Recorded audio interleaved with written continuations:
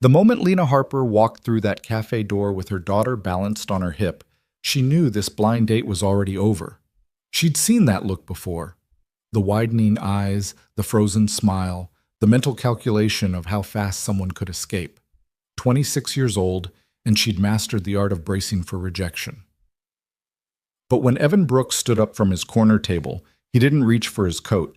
He didn't check his phone for a fake emergency. Instead, he did something that would shatter every wall she'd built around her wounded heart. He smiled at the child first. Before we begin, if you're enjoying this story, please hit that like button and comment with your city so I can see how far this story travels. Now let's dive in. The rain had started that morning and hadn't stopped. A persistent Seattle drizzle that turned the world gray and made everything feel heavier than it already was. Lena Harper stood outside the Cornerstone Cafe for a full 3 minutes before she finally reached for the door handle. Her daughter, 2-year-old Maya, squirmed in her arms, tiny fingers tangling in Lena's dark hair. "Mama, down!" Maya whined, her voice cutting through the sound of rain pattering against the awning above them. "Not yet, baby. Just a few more minutes, okay?" Lena's voice was soft, practiced in the art of gentle negotiation with a toddler who had inherited her stubbornness along with everything else. Inside the cafe, through the rain-streaked window, Lena could see him. Evan Brooks. 32 according to his profile. A teacher, recently widowed. Her best friend Sarah had set this up 3 weeks ago, and Lena had almost canceled 17 times. She'd learned the hard way that blind dates and single motherhood mixed about as well as oil and water. The last date had ended in less than 5 minutes. The one before that, the guy had literally pretended to get a work emergency text before his coffee even arrived. The one before that had at least waited until he saw Maya to make his excuses, but the pity in his eyes had been worse than outright rejection. "You deserve this," Sarah had told her over wine 2 nights ago. "You deserve someone who sees you, Lena, not just the circumstances." But circumstances had a way of defining everything, didn't they?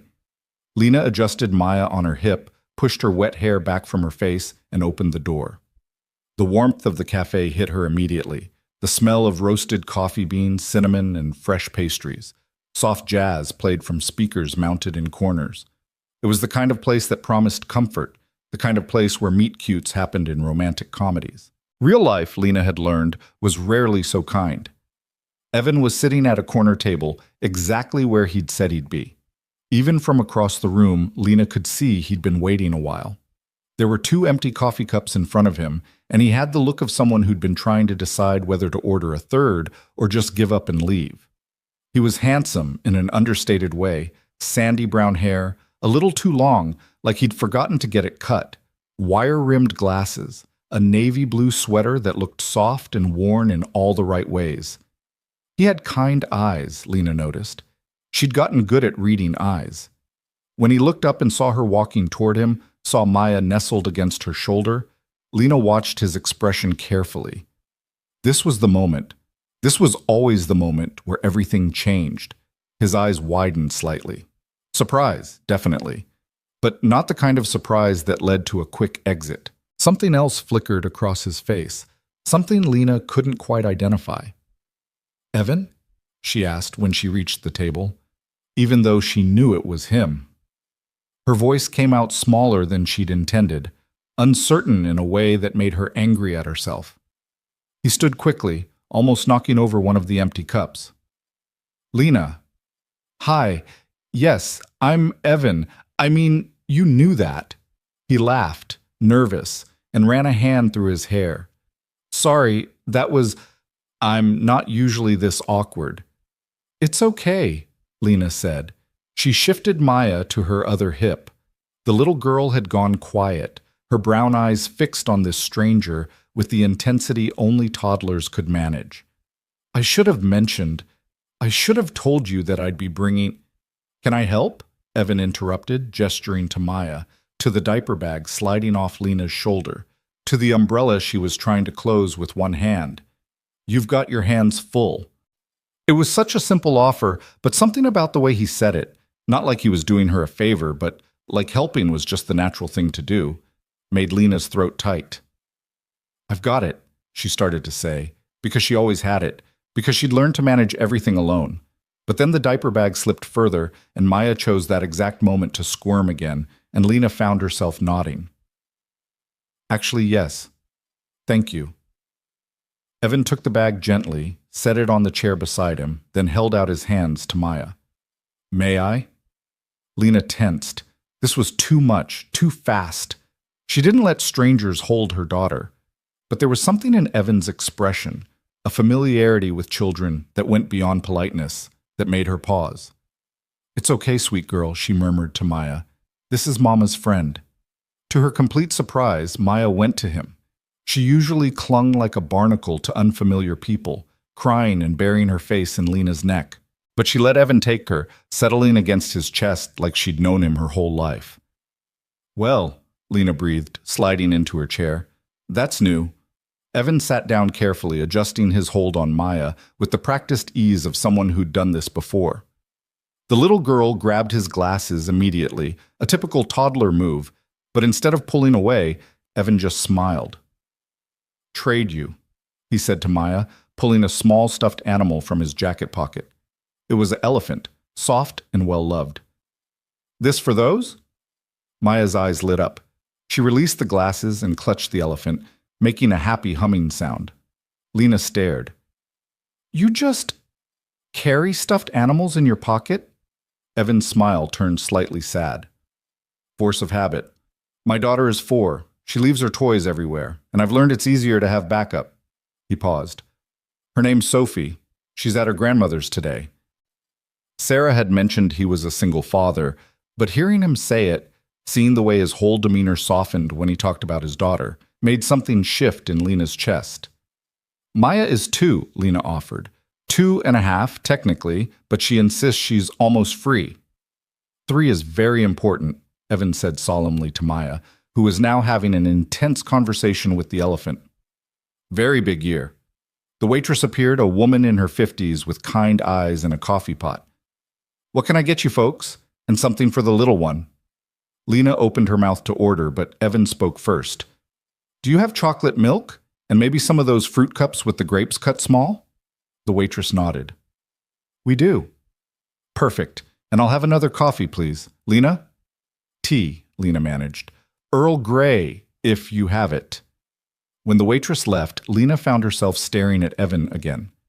How did you know about the grapes? Choking hazard, Evan said simply. You learn these things.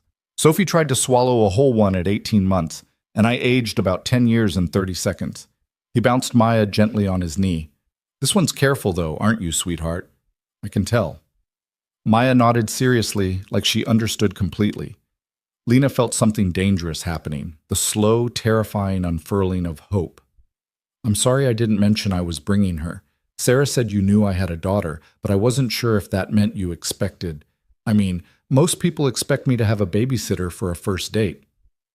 Most people are idiots, Evan said bluntly. Then he flushed. Sorry, that came out harsher than I meant. I just mean, you're a package deal, right?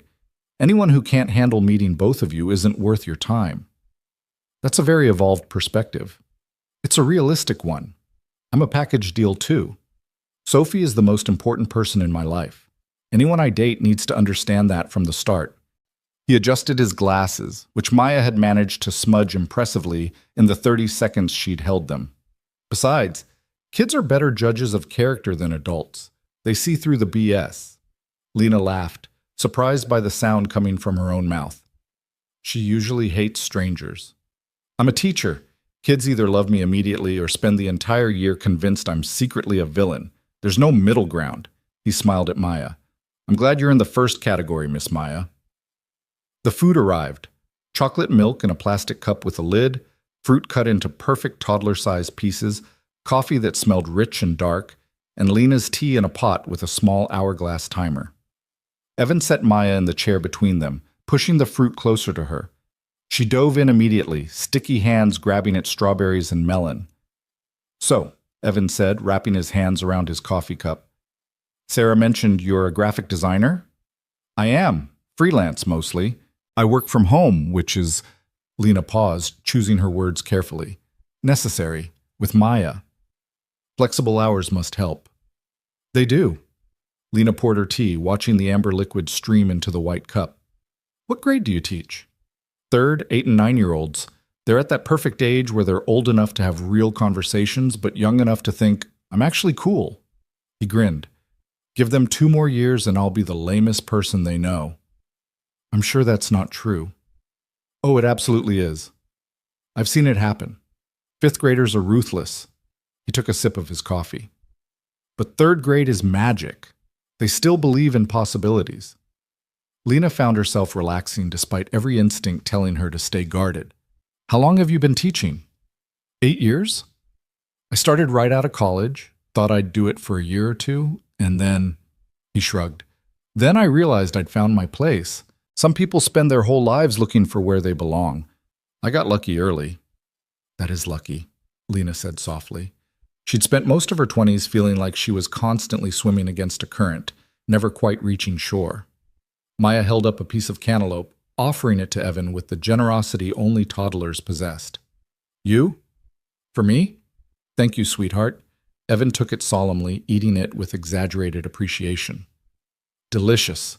Maya beamed, then offered Lena a strawberry. Mama. Thank you, baby. Lena took it, her heart squeezing. These small moments, the sharing, the joy in Maya's eyes, they were everything. She calls you Mama, Evan observed. It wasn't a question, just a statement, but Lena heard the curiosity behind it. She does, Lena confirmed. She didn't elaborate. Not yet. Maybe not ever. Some truths were too complicated for first dates, even first dates that were going impossibly well. Sarah mentioned you moved to Seattle 2 years ago. Almost exactly 2 years. From Portland. Lena stirred honey into her tea. It was time for a fresh start. I get that. Fresh starts are... Evan trailed off, his expression growing distant for a moment. They're harder than people think. They really are, Lena agreed. She recognized that look, the shadow of grief, the weight of starting over when you never wanted to start over in the first place. Sarah said you lost your wife. I'm so sorry. Evan was quiet for a moment, his hand absently rubbing Maya's back as she munched contentedly on her fruit. Thank you. It's been almost 3 years, cancer. She fought for 18 months, but... He cleared his throat. Sophie was 1 when she died. She doesn't remember her mother, and I don't know if that's a blessing or a tragedy. Maybe it's both, Lena said gently. Yeah, maybe. Evan looked up, met her eyes. Sarah probably told you this would be my first real date since everything. She mentioned you'd been focused on Sophie. Focused is a generous word. Terrified is more accurate. Terrified that any relationship would confuse her, hurt her, make her feel like I was trying to replace her mom. He laughed without humor. My therapist says I'm projecting, that Sophie is resilient and would adapt fine. But when you've already watched your kid lose one parent, you become pretty paranoid about doing anything that might cause more pain. Lena understood that fear intimately. What changed? What made you decide to try dating again? Evan glanced at Maya, who was now singing softly to her elephant, then back at Lena. Sophie asked me if everyone has a mama and a dada. One of her friends at preschool has 2 mamas, another has a dad and a stepmom, and Sophie wanted to know why it was just the 2 of us. He ran his hand through his hair again, a nervous gesture. And I realized I'd been so focused on protecting her from loss that I wasn't showing her what it looks like to be brave, to take risks, to build something new. That's incredibly brave, Lena whispered. Or incredibly stupid. I haven't decided which yet. He smiled, but there was vulnerability in it. What about you? Sarah was mysteriously vague about your dating history. That's because there isn't much to tell. I've been on exactly 7 dates in the past 2 years. The longest one lasted 23 minutes. Lena tried to keep her voice light, but she could hear the bitterness creeping in. Turns out a lot of people are very excited about the idea of dating someone with a kid, and much less excited about the reality. Then they're idiots too, Evan said firmly. All of them. Maybe. Or maybe they're just honest about what they want. Not everyone is equipped to be a step-parent. True, But there's a difference between knowing you're not ready and treating someone like they're damaged goods because their life doesn't fit a neat little box. Lena felt tears prick her eyes unexpectedly. She blinked them back, took a sip of tea. You get it. I do. Evan's voice was soft. The number of women who've told me they'd love to date me but can't handle the kid thing is depressing. Like Sophie is some kind of unfortunate complication rather than the best part of my life. Maya is the best part of mine too, Lena said fiercely. They sat in silence for a moment, a comfortable silence that felt rare and precious. Maya had finished her fruit and was now attempting to climb into Evan's lap, her earlier stranger danger completely forgotten. She likes you, Lena observed. The feeling is mutual. Evan settled Maya against his chest, and she immediately put her thumb in her mouth, resting her head on his shoulder. Oh, are we doing nap time? Okay, I can work with that. You don't have to hold her. She can sit in her chair. Lena. Evan's voice was gentle. It's fine. I've got her. And he did. He had her settled perfectly, one hand supporting her back, the other free to drink his coffee. He looked completely natural, completely at ease. Lena felt her carefully constructed walls cracking, and it terrified her. Tell me about your work, Evan said. What kind of design do you do? Mostly branding for small businesses, logos, marketing materials, website design. I like helping people figure out their visual identity, what they want to say about themselves before they say a single word. Lena warmed to the subject despite herself. It's like translation work, in a way. Taking the feeling of a business and turning it into something visible. That's fascinating. Do you have a favorite project you've worked on? There's a women's shelter downtown. I did all their materials pro bono, brochures, their website, signage. The director wanted everything to feel hopeful without being saccharine, strong without being harsh. It took months to get it right, but when women walk into that space now, they know immediately that they're safe. Lena's voice caught. That one mattered. I can tell. Evan shifted slightly, careful not to wake Maya, who was now fully asleep against him. It's amazing what you do. Creating safety through design. It's amazing what you do, shaping young minds, helping kids believe in themselves. Lena smiled. We're both in the business of building futures, I guess. I never thought of it that way, but you're right. Evan paused. Can I ask you something personal? Lena tensed. Here it came. The question about Maya's father, about whether there was an X in the picture, about all the messy details she never wanted to explain. You can ask. Why did you move to Seattle? Sarah said you needed a fresh start, but he seemed to choose his words carefully. You don't have to answer if it's too much. I'm just trying to understand your story. My sister died, Lena said simply. The words still felt like swallowing glass, even after 2 years. She lived here, and after she was gone, Portland felt haunted. Everywhere I went, I saw memories of her. I needed to be somewhere new, somewhere that wasn't soaked in grief. I'm so sorry, Evan said, and his eyes held genuine compassion. Were you close? Very. She was my best friend, my person. Losing her. Lena looked down at her tea. It broke something in me that I don't think will ever fully heal. No, Evan agreed quietly. It won't. But you learn to carry it differently. The grief becomes part of you instead of all of you. Exactly. Lena met his eyes again, and something passed between them. Recognition, understanding. The kinship of people who'd survived loss and learned to keep breathing anyway. Maya stirred in Evan's arms, making small sleeping sounds. He adjusted his hold automatically, rocking her gently. You're really good with her, Lena said. I've had practice. Sophie went through a phase where she'd only sleep if someone was holding her and walking in circles. I logged about 1,000 miles around my living room. He smiled at the memory. My Apple Watch thought I was training for a marathon. Lena laughed. Maya did the same thing. I used to walk her around my apartment for hours. My downstairs neighbor complained about the footsteps. Did you tell them you had a tiny dictator who would scream if you stopped moving? I did, actually. She brought me earplugs and coffee the next day. Turns out she had 3 kids of her own. The veterans always understand, Evan said. It's the people without kids who think you're just doing it wrong. Oh, I've gotten so much unsolicited advice. Just let her cry it out. You're creating bad habits. Children need schedules. Lena rolled her eyes. Meanwhile, Maya and I are just trying to survive each day without anyone crying in public. Public crying is unavoidable, Evan said seriously. Sophie had a complete meltdown in the cereal aisle last week because they were out of the specific brand she wanted. People were looking at me like I was torturing her. What did you do? Bought 5 boxes of a different brand, let her cry, and then we went home and ate ice cream for dinner.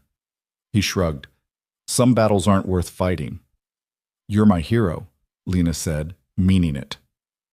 They talked for another hour, the conversation flowing easily from parenting disasters to favorite books to whether pineapple belonged on pizza. Evan was firmly pro. Lena was diplomatically neutral. The cafe filled and emptied around them. Rain continued to fall outside, turning the windows into watercolor paintings. Maya woke up eventually, groggy and clingy. Lena expected her to cry for Mama, to reject Evan now that she was more aware. Instead, she blinked up at him, touched his face with her small hand, and said, "Nice." Evan's eyes went suspiciously bright. "You're pretty nice too, kiddo."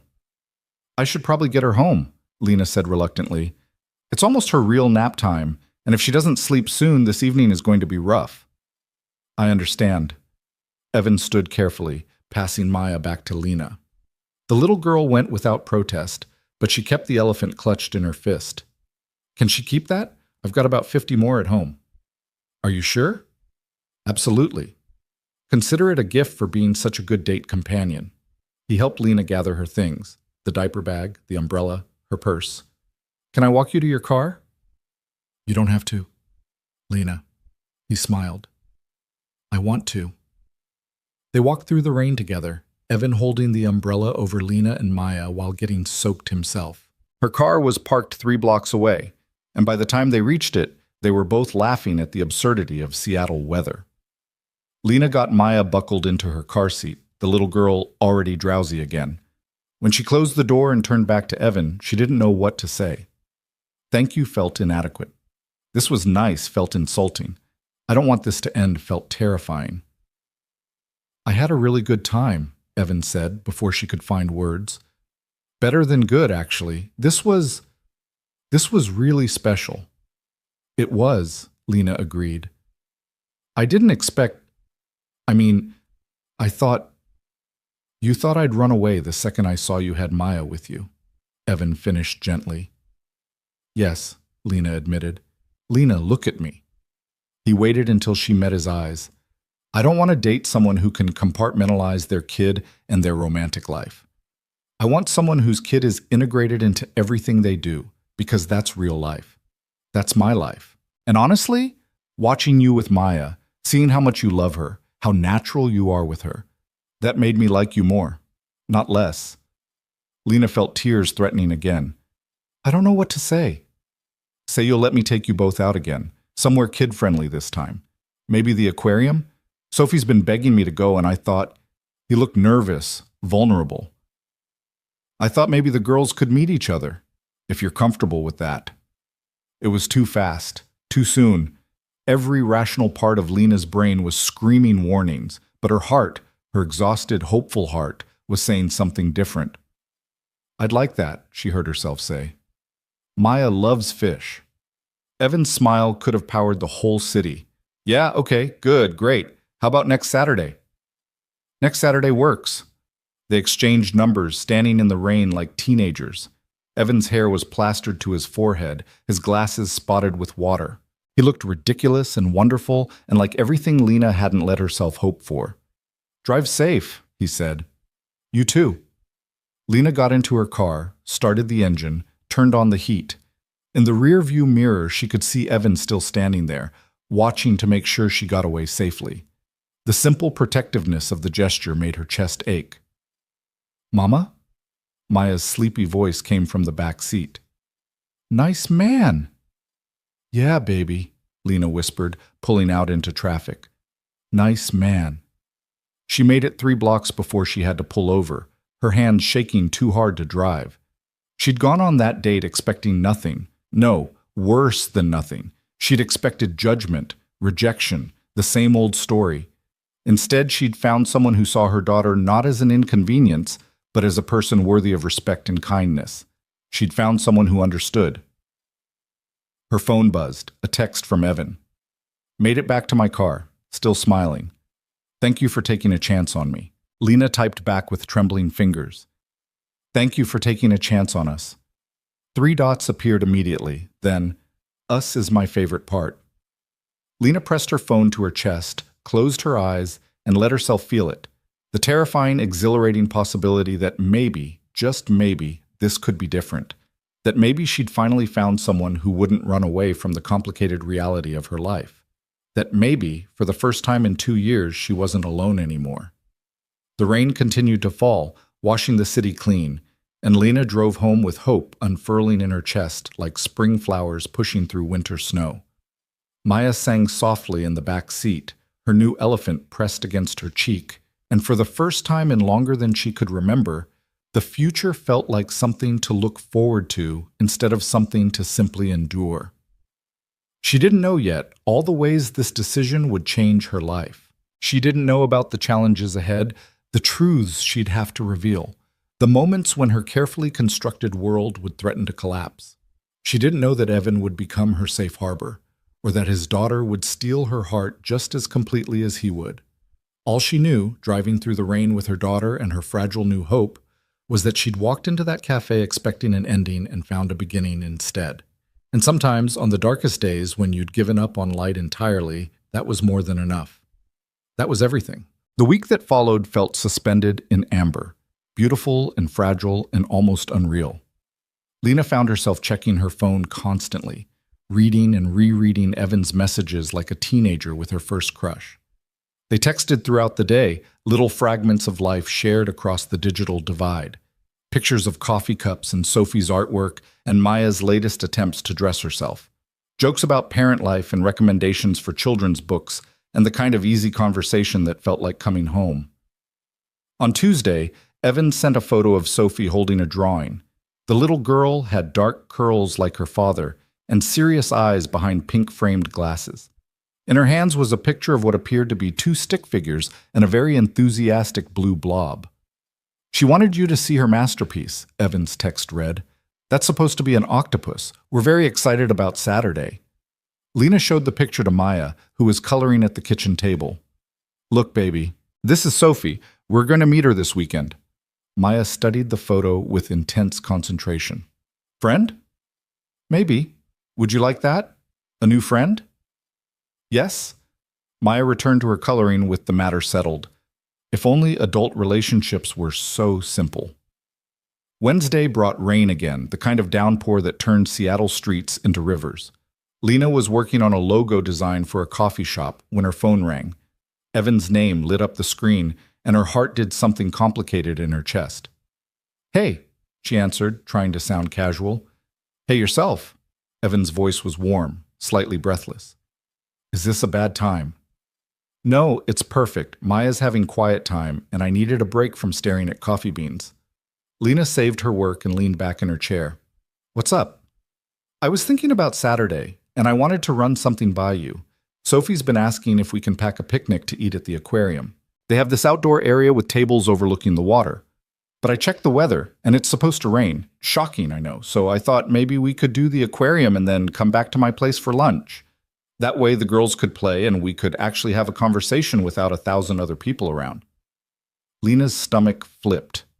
Meeting at a public place was safe, controlled. Going to his house felt like a much bigger step. I don't know. Too much? Evan asked immediately. I'm sorry. I didn't mean to make you uncomfortable. We can absolutely stick to the original plan. I just thought, no, it's not that. Lena stood pacing to the window. Rain streaked down the glass. I want to say yes.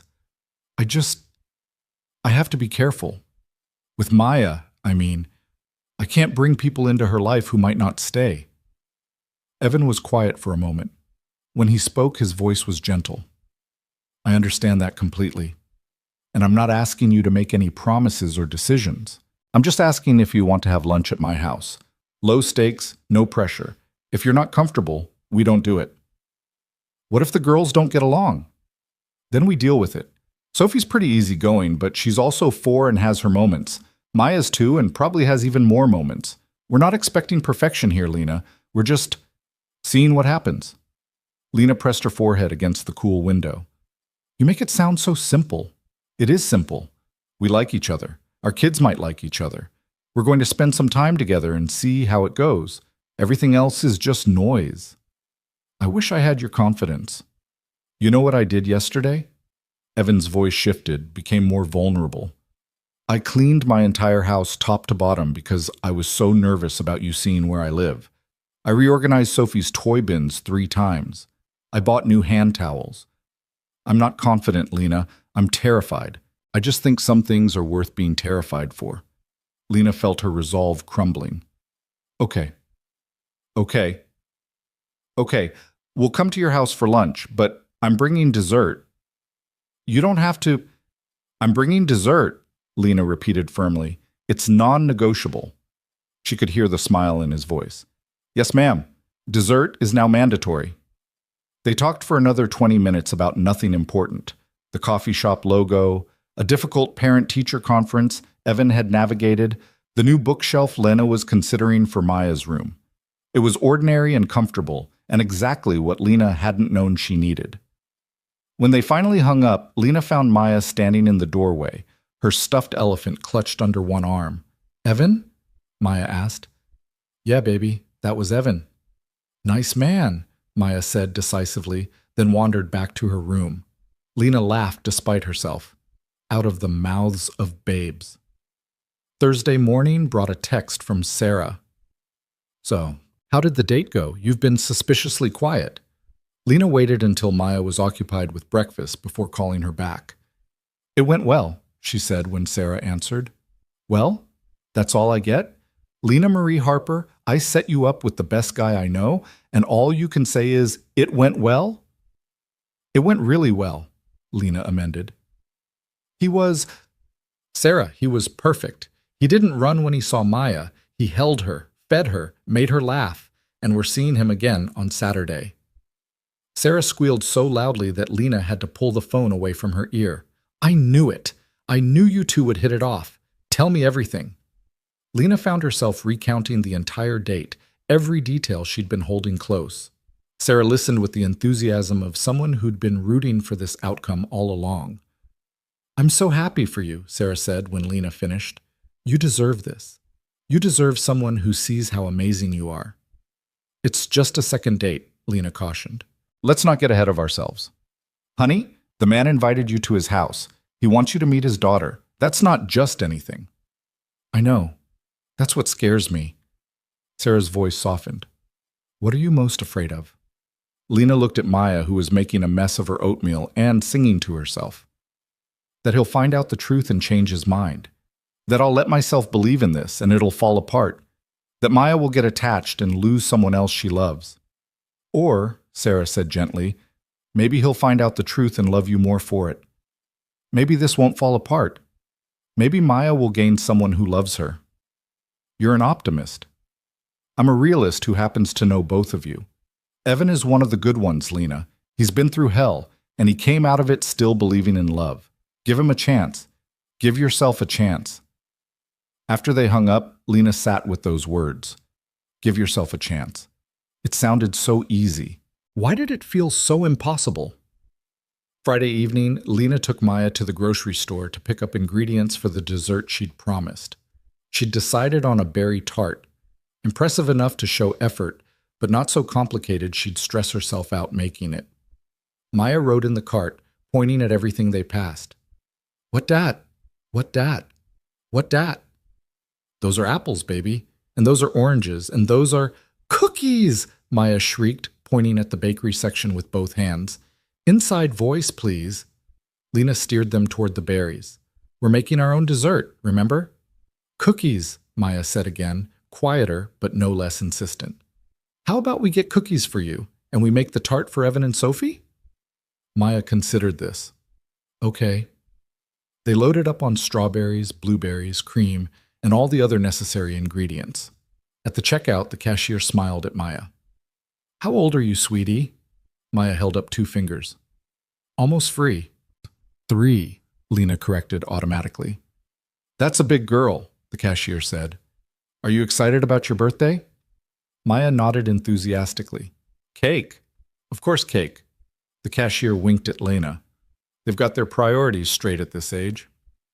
Driving home, Lena thought about Maya's birthday. It would be in March, just a few months away. Last year they'd celebrated with just the 2 of them. A small cake, a few presents, a quiet day at home. Lena had cried herself to sleep that night, thinking about everything Maya's mother was missing. Thinking about the birthday parties her sister would never throw, the candles she'd never help blow out, the memories that would never be made. This year could be different. This year, Maya could have friends at her party. Sophie, maybe, and Evan, if they made it that far. Lena shook her head, forcing herself to focus on the present. One step at a time, Saturday first. Everything else could wait. That night, after Maya was asleep, Lena made the tart. She lost herself in the ritual of it. The precise measurements, the careful arrangement of berries, the glossy glaze that made everything shine. Cooking had always been meditative for her, a way to quiet the anxious chatter of her mind. Her phone buzzed while she was washing dishes. Another text from Evan. Sophie just asked if Maya likes princesses or dinosaurs better. Apparently this is very important information. Lena smiled, typing back, Maya is firmly Team Dinosaur, specifically the purple one from her favorite book. Perfect. Sophie is also Team Dinosaur. This is going to work out great. You sound confident. I am. They're going to be best friends, and we're going to spend the next 14 years carpooling to playdates and coordinating birthday parties. Lena's breath caught. 14 years. He was thinking in years, not weeks or months. The magnitude of that hit her square in the chest. That's a long time, she texted back carefully. Is it too much? I'm sorry, I have a tendency to get ahead of myself. No, it's not too much. It's just new. New can be good. New can be terrifying. That too. But we're doing it anyway, right? Lena looked at the tart cooling on her counter, thought about the aquarium tomorrow, about Sophie and Maya meeting for the first time. Thought about Evan's house and lunch and all the ways this could go wrong. Yeah, she typed. We're doing it anyway. Saturday morning arrived too quickly. Lena changed her outfit 4 times before settling on jeans and a soft blue sweater. Casual, but not too casual. Comfortable, but not frumpy. She was being ridiculous, and she knew it. Mama Pretty, Maya announced from her position on Lena's bed, where she was supposed to be getting dressed, but was instead playing with her dinosaurs. Thank you, baby. Now let's get you dressed too. What do you want to wear? Maya pointed at her favorite dress, purple with pockets, because pockets were the most important feature of any garment, according to toddler logic. Perfect choice. Lena helped Maya into the dress, then wrestled with her hair. Maya had inherited her mother's curls, wild and beautiful and impossible to tame. Lena managed to get it into 2 pigtails before giving up on perfection. They arrived at the aquarium 15 minutes early. Lena sat in the parking lot, gripping the steering wheel, trying to remember how to breathe normally. Mama, go see fish? In a minute, baby. Now? Soon. A knock on her window made Lena jump. Evan stood there, Sophie beside him, both of them bundled in raincoats despite the break in the weather. He was smiling, and something about that smile steadied Lena's nerves. She got out of the car, helped Maya out of her car seat. The little girl clutched her hand tightly, suddenly shy in the face of these new people. Hi, Evan said, his eyes warm. You look beautiful. I look like I got dressed in the dark. Beautiful dark dressing, Evan insisted. Then he crouched down to Maya's level. Hey, Maya, do you remember me? Maya nodded, then held up her elephant. You. That's right. I'm glad you're taking good care of him. Evan gestured to Sophie. This is my daughter, Sophie. Sophie, this is Miss Maya. Sophie stepped forward, solemn in a way that reminded Lena of Evan. She had her father's thoughtful eyes behind those pink glasses. Do you like dinosaurs? Maya's face lit up. Yes. Me too. Sophie's reserve cracked into a wide smile. What's your favorite? Purple one. I like the T-Rex because it has little arms, and that's funny. Maya giggled. Just like that, the ice was broken. Lena met Evan's eyes over their daughters' heads. He looked as relieved as she felt. "Shall we?" he asked, offering his arm with exaggerated formality. Lena took it, feeling foolish and giddy. "We shall." The aquarium was crowded with weekend visitors, but the girls didn't seem to notice. They ran from exhibit to exhibit, pointing and exclaiming over everything. Sophie appointed herself Maya's guide, taking the younger girl's hand and leading her through the crowds with surprising gentleness. "They're adorable," Lena murmured, watching them press their faces against the glass to see the sea otters better. "They really are." Evan's hand found hers, fingers lacing together like it was the most natural thing in the world. "Is this okay?" Lena squeezed his hand in answer. "More than okay. Perfect." They wandered through the exhibits, keeping the girls in sight but giving them space to explore. At the touch pool, Sophie showed Maya how to gently pet the sea stars, demonstrating with careful fingers. Maya mimicked her exactly, her face scrunched in concentration. "She's so good with her," Lena said. Sophie's always been nurturing. She mothers her stuffed animals, organizes them, makes sure everyone's comfortable. Evan smiled.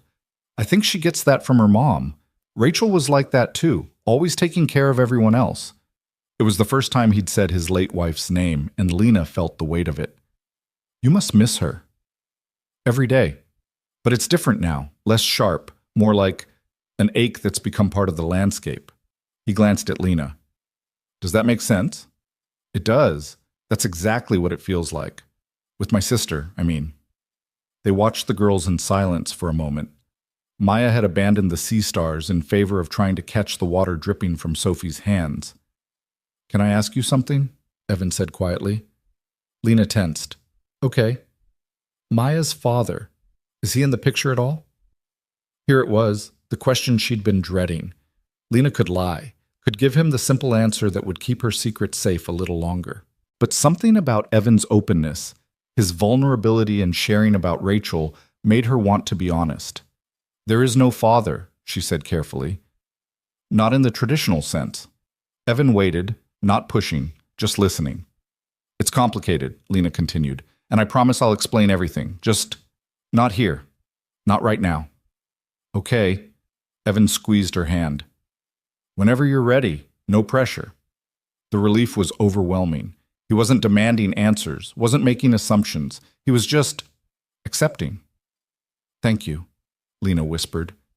They moved on to the jellyfish exhibit, where the tanks glowed with ethereal light. The girls were mesmerized, watching the creatures pulse and drift. "They're like space aliens," Sophie declared. "Pretty space aliens," Maya added. Evan pulled out his phone, taking pictures of the girls in front of the tanks. Then he turned to Lena. "Can I get one of you two together?" Lena scooped Maya up, and they posed in front of the glowing tanks. When Evan showed her the picture afterward, Lena barely recognized herself. She looked happy, relaxed, like someone who wasn't carrying the weight of the world on her shoulders. "Send that to me?" she asked. "Already done." By the time they'd seen all the exhibits, both girls were starting to fade. Maya was rubbing her eyes, and Sophie was getting clingy with Evan. "Lunch at my place?" Evan asked.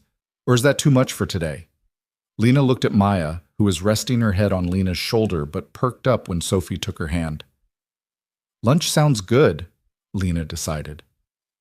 Evan's house was a 15-minute drive from the aquarium, a small craftsman in a quiet neighborhood.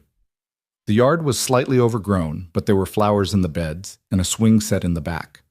It looked lived in and loved.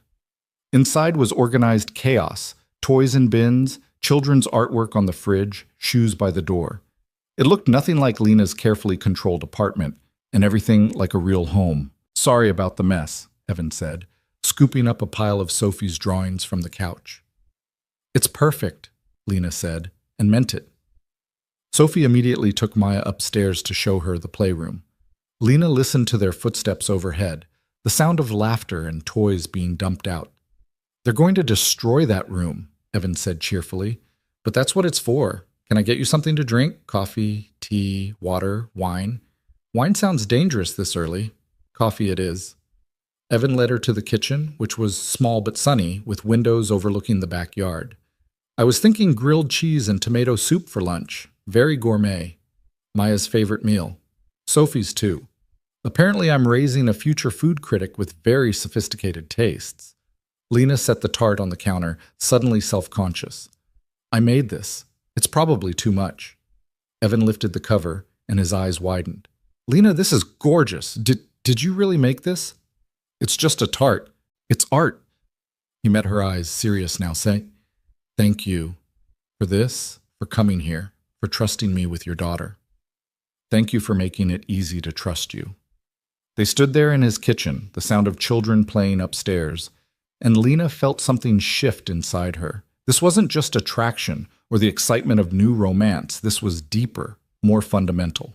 This was the feeling of puzzle pieces sliding into place. Evan reached out, tucked a strand of hair behind her ear. Can I kiss you? Lena's heart hammered. The girls are upstairs and completely occupied.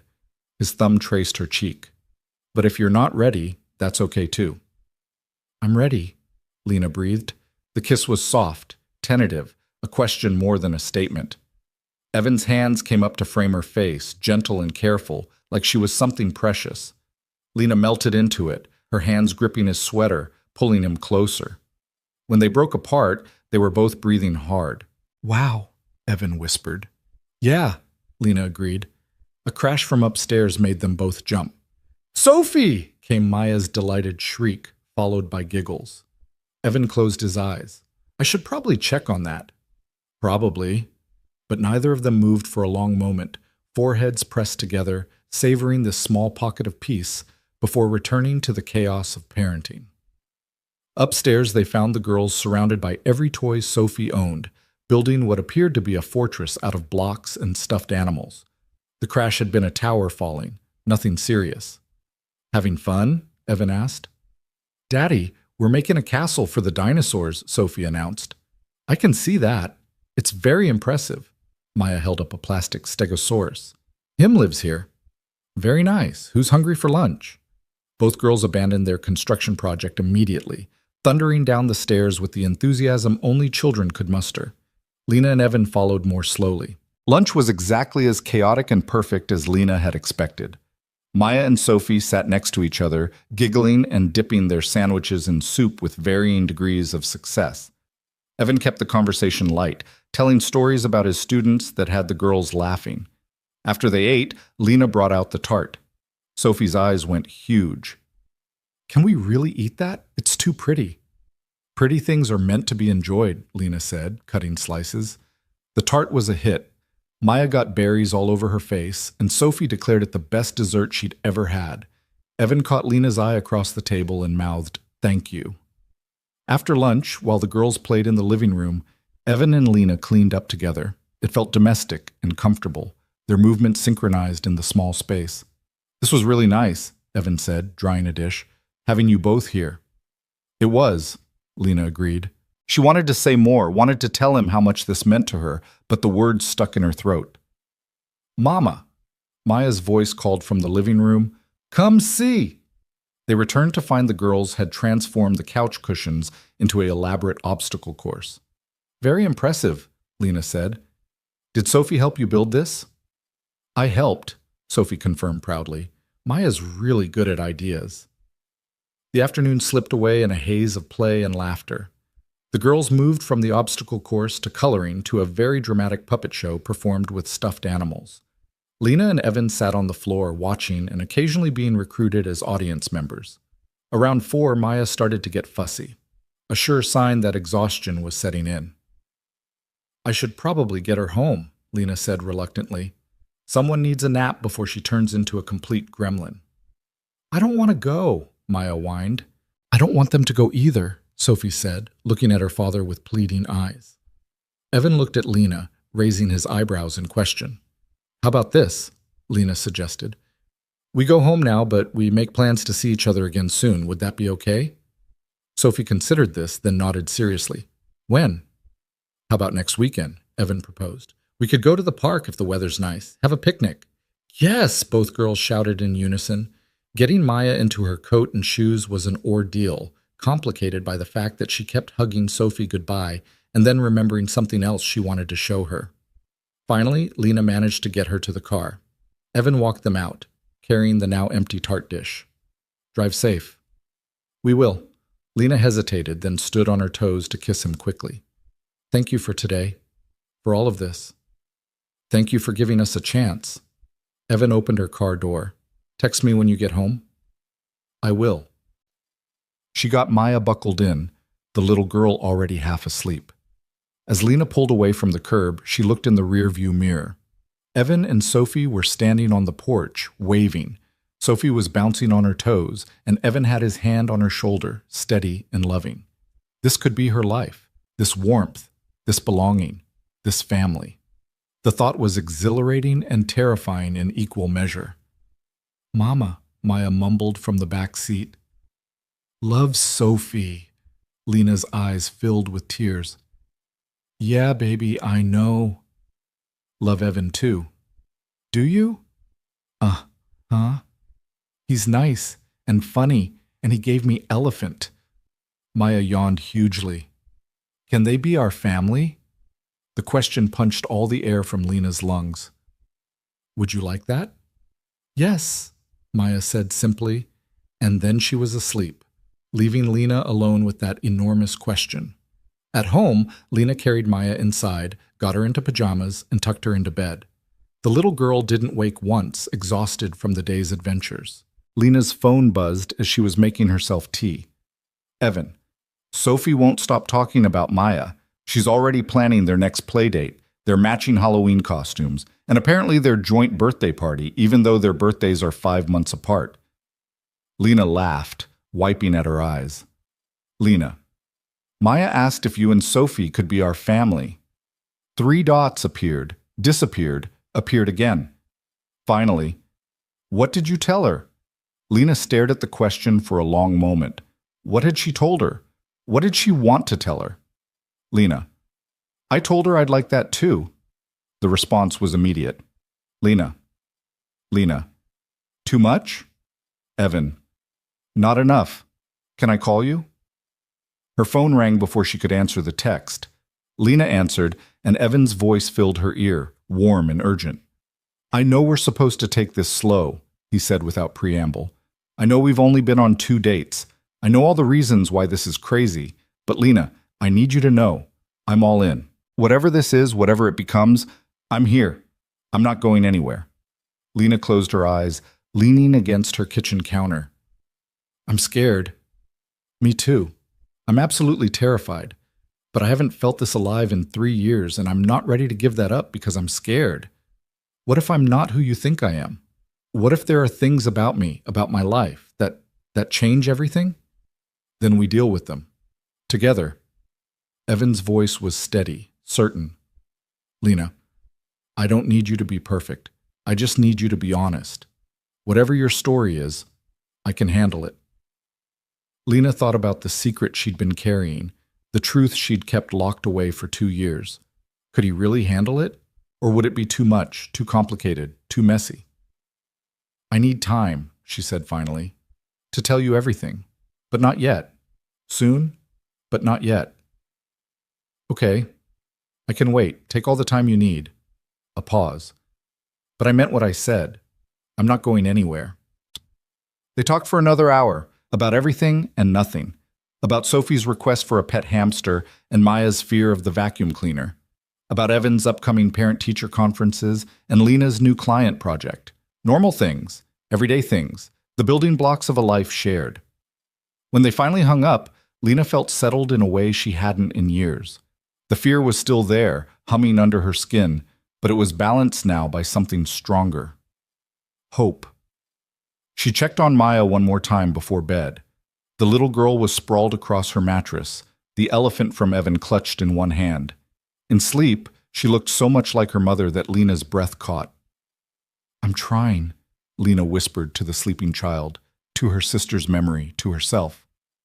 I'm trying to be brave enough for both of us.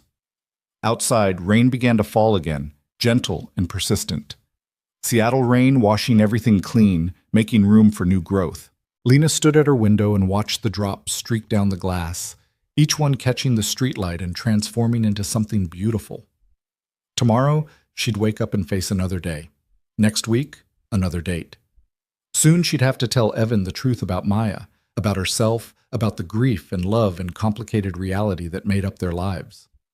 But tonight, standing in her quiet apartment with her daughter sleeping peacefully down the hall, Lena let herself believe that maybe, just maybe, everything was going to be okay. That she'd found someone who wouldn't run. That Maya's question about family wasn't just wishful thinking. That love, real love, was possible even after loss. The rain fell, and Lena stood vigil, keeping watch over the fragile, precious thing growing between her and Evan. A thing that felt like it might, against all odds, have the strength to become something lasting, something real, something worth protecting with everything she had. The weeks that followed became a rhythm Lena had never expected to find. Park visits on Sunday mornings where Maya and Sophie chased each other through fallen leaves, their laughter echoing off the trees. Wednesday evening dinners that rotated between Evan's house and Lena's apartment, the girls coloring at the table while the adults cooked together. Stolen moments of conversation after the children were asleep, phones pressed to ears in darkened rooms, voices low and intimate. October bled into November, and with it came a deepening that both thrilled and terrified Lena. Evan had keys to her apartment now. She knew which mug was Sophie's favorite at his house. Their daughters had started calling themselves sisters, a declaration that made Lena's heart swell and break simultaneously, because the secret was still there, heavy and unspoken. Every time Evan looked at her with those trusting eyes, every time he talked about their future like it was inevitable and beautiful, Lena felt the weight of her silence pressing down on her chest. "You need to tell him," Sarah said over coffee one November afternoon. Maya and Sophie were at Evan's mother's house, giving Lena a rare few hours to herself. "The longer you wait, the harder it's going to be." "I know." Lena traced the rim of her cup. They were back at the Cornerstone Cafe, the place where everything had started. "I just don't know how. How do I tell him that Maya isn't really mine? That I've been letting him believe a lie this whole time?" "You haven't been lying. You just haven't told him the whole truth yet. There's a difference." "Is there?" Lena looked up, meeting her friend's eyes. "He thinks I'm Maya's biological mother. He's never asked directly, but he assumes, and I let him assume." "That feels like lying." Sarah reached across the table, squeezing Lena's hand. "You're protecting her. You're protecting yourself. That's not the same as deception." "But what if he sees it that way? What if this is the thing that makes him realize we're too complicated, too messy? Then he's not the man I think he is, and he's definitely not the man you've been describing to me for the past 6 weeks. Sarah's voice was gentle but firm. "Lena, that man looks at you like you hung the moon. He loves Maya like she's already his. Do you really think the biology is going to matter to him?" "I don't know. Maybe. People say they're okay with things until they're faced with the reality." "Give him a chance to prove you wrong." Lena wanted to believe it could be that simple, but nothing in her life had ever been simple, and she'd learned not to trust easy promises. That evening, Evan picked up Maya from his mother's and brought both girls back to Lena's apartment. The moment they walked in, Maya launched herself at Lena with the force of a small tornado. "Mama, we made cookies and Grammy let us eat 3, and we played dress up, and Sophie let me wear the princess crown." "Sounds like you had a big adventure," Lena said, breathing in the scent of her daughter's hair, chocolate and baby shampoo, and pure joy. Sophie was more reserved, hanging back near her father. She'd been like that lately, Lena had noticed. Excited and open one moment, watchful and uncertain the next. The behavior of a child who'd lost one parent and was terrified of losing another. "Hey, Sophie Bug," Lena said softly. "Did you have fun with Grammy?" Sophie nodded, then surprised Lena by stepping forward and hugging her waist. "I missed you." The words hit Lena square in the chest. She knelt down, pulling Sophie into a proper hug. "I missed you too, sweetheart." Over Sophie's head, Lena met Evan's eyes. He was watching them with an expression that made her breath catch. Love and longing, and something that looked almost like grief. Later, after the girls were settled in Maya's room with a movie, Evan and Lena sat on her small balcony despite the cold. The Seattle skyline glittered in the distance, and Evan had brought blankets to wrap around them. "Sophie's getting attached," Evan said quietly. "To you, I mean. To this." to the idea of us being a family. I've noticed. Lena pulled the blanket tighter. Does that worry you? Terrifies me, he admitted, because if this doesn't work out, it's not just my heart that breaks, it's hers too, again. He turned to look at Lena. I need to know we're on the same page here, about where this is going. Lena's heart hammered. What page are you on? The one where this is real, where we're building something permanent, where our girls grow up as sisters and we figure out how to blend our lives together. He reached for her hand. I'm in love with you, Lena. I know it's fast, and I know it's probably too soon to say it, but I can't pretend anymore. I love you. I love Maya, and I need to know if there's any chance you feel the same way. The words Lena had been holding back for weeks threatened to burst free. She did love him, desperately, completely, in a way that made her understand all the songs and poems and stories about love that she'd always thought were exaggerated. But she couldn't say it. Not yet. Not until he knew the truth. Evan, her voice cracked. There's something I need to tell you. Something about Maya, about me, about why I moved to Seattle. She felt him tense beside her. Okay. Not here. Not with the girls in the next room, but soon. This weekend, maybe. Can you get someone to watch Sophie? My mom would take her. Evan's voice was careful, controlled. Lena, you're scaring me. Whatever it is, just tell me, please. I can't. Not like this. I need time to say it right. She turned to face him fully. But I need you to know that everything I've told you about how I feel, about what you mean to me, that's all true. This doesn't change that. But it might change how I feel. I don't know. Maybe. Lena felt tears burning her eyes. I hope not, but I won't know until I tell you. Evan was quiet for a long moment, processing. When he spoke, his voice was steady. Okay, Saturday. My mom can take both girls for the day. They love being there together. We'll talk. All day if we need to. You're not angry? I'm worried, confused, a little scared. He squeezed her hand. But not angry. You'll tell me when you're ready, and I'll listen. That's what people who love each other do. You said you love me, Lena whispered. I did. I do. Evan lifted her hand to his lips, kissing her knuckles gently. And whatever you need to tell me, that's not going to change. Okay? Lena wanted so badly to believe him. Okay. They sat in silence, wrapped in blankets under the cold November sky. Inside, they could hear the girls giggling at something in the movie. Normal sounds, happy sounds, the sounds of a life Lena desperately wanted to keep. Saturday felt like it arrived both too quickly and not quickly enough. Lena woke up with her stomach in knots, watching Maya sleep for a long moment before getting out of bed. Today was the day. No more secrets, no more pretending. Evan's mother picked up both girls at 9. Carol Brooks was a warm woman in her mid-60s with Evan's kind eyes and a smile that made Lena feel instantly at ease, even in her current state of panic. You two take all the time you need, Carol said, ushering the excited girls into her car. We're going to bake cookies and maybe visit the ducks at the pond. These two will be so tired by the time you pick them up, they'll sleep for a week. Thank you, Carol, Lena managed. Any time, dear. Carol paused, her hand on the car door. He's a good man, my son, but you know that already. I do. And you're good for him, for both of them. Whatever you two need to work out today, you'll figure it out. I have faith in that. After they left, Lena stood in her apartment trying to remember how to breathe normally. Her phone buzzed. Evan. I'm on my way. Do you want me to bring anything? Lena. Just yourself. 20 minutes later, he was at her door. He looked as nervous as she felt, his hair disheveled like he'd been running his hands through it. They stood in her doorway for a moment, just looking at each other. Hi, he said finally. Hi. Lena stepped back. Come in.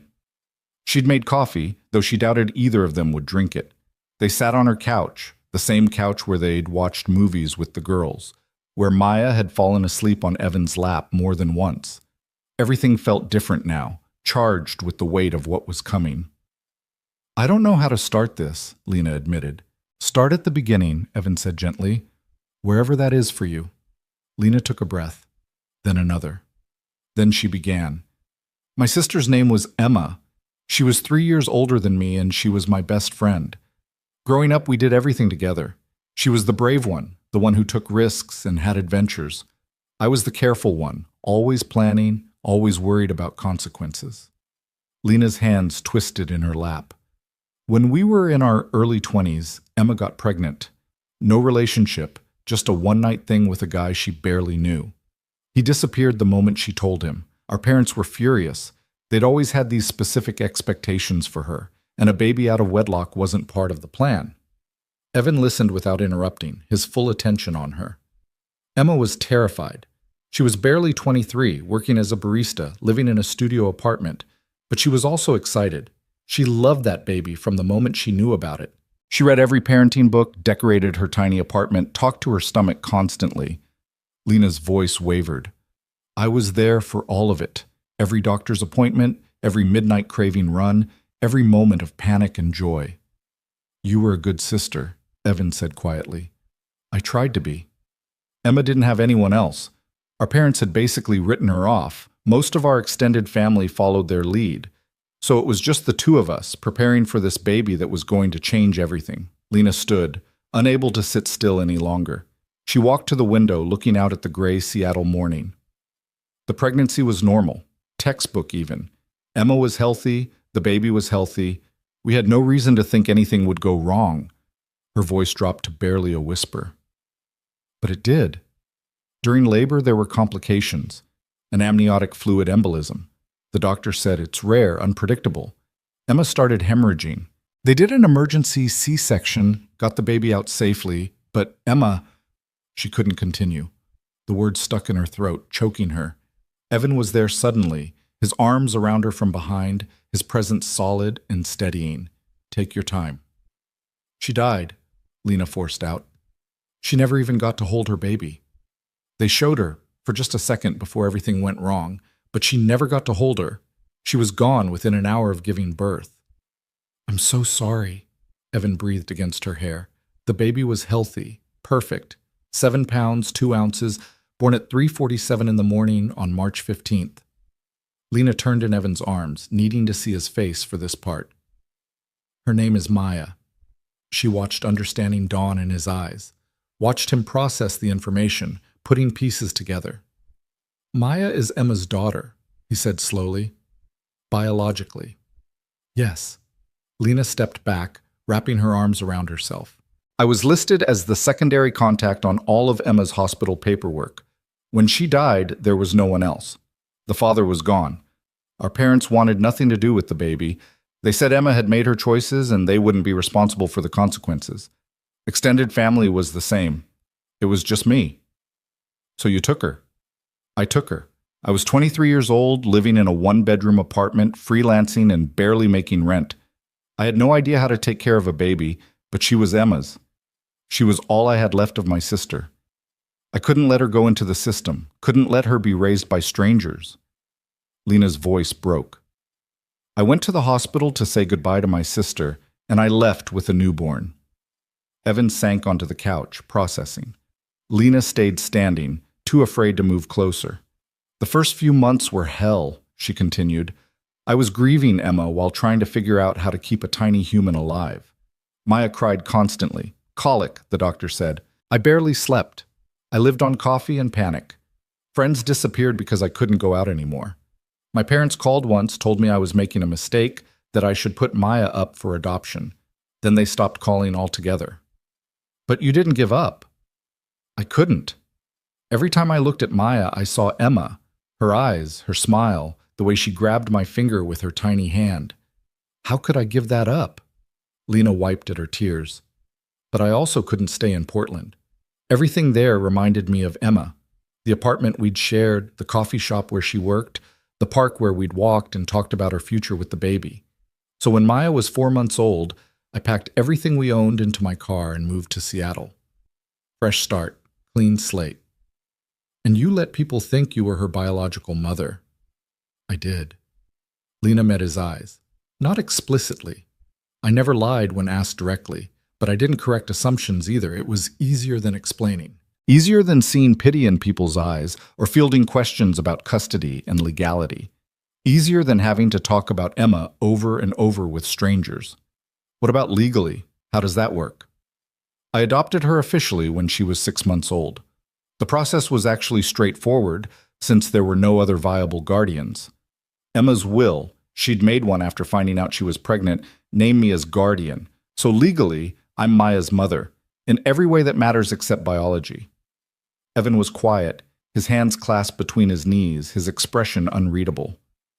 I should have told you sooner, Lena said, her voice desperate now. I know that. I wanted to, so many times, but I was afraid.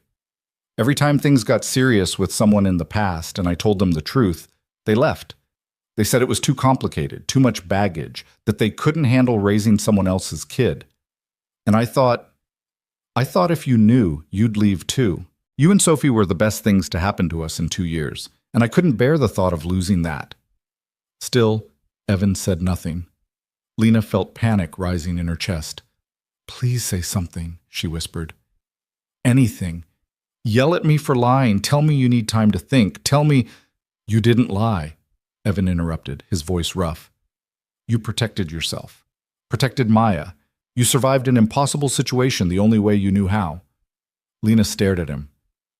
You're not angry? Angry? Evan stood, crossing to her. Lena, I'm devastated. For you, for Emma, for Maya. I'm heartbroken that you went through that alone, that your family abandoned you when you needed them most. But angry at you? No, never. But I let you believe, you let me get to know you and Maya as people before adding the complexity of your history. That's not deception. That's self-preservation. He took her hands. Do you know what I see when I look at you? A woman who sacrificed everything, her youth, her freedom, her support system, to honor her sister's memory and protect a helpless baby. A woman who chose love over convenience every single day for 2 years. A woman who is exactly the kind of mother I want in my daughter's life. Lena's tears were flowing freely now. You mean that? Every word. Lena, Maya is your daughter. You're the only mother she's ever known. The biology doesn't change that. It doesn't change anything. Some people would say it changes everything. Then they're idiots who don't understand what family actually means. Evan pulled her close. Family isn't about blood. It's about choice. It's about showing up every day and choosing to love someone, to care for them, to put their needs above your own. You've been doing that since the day Maya was born.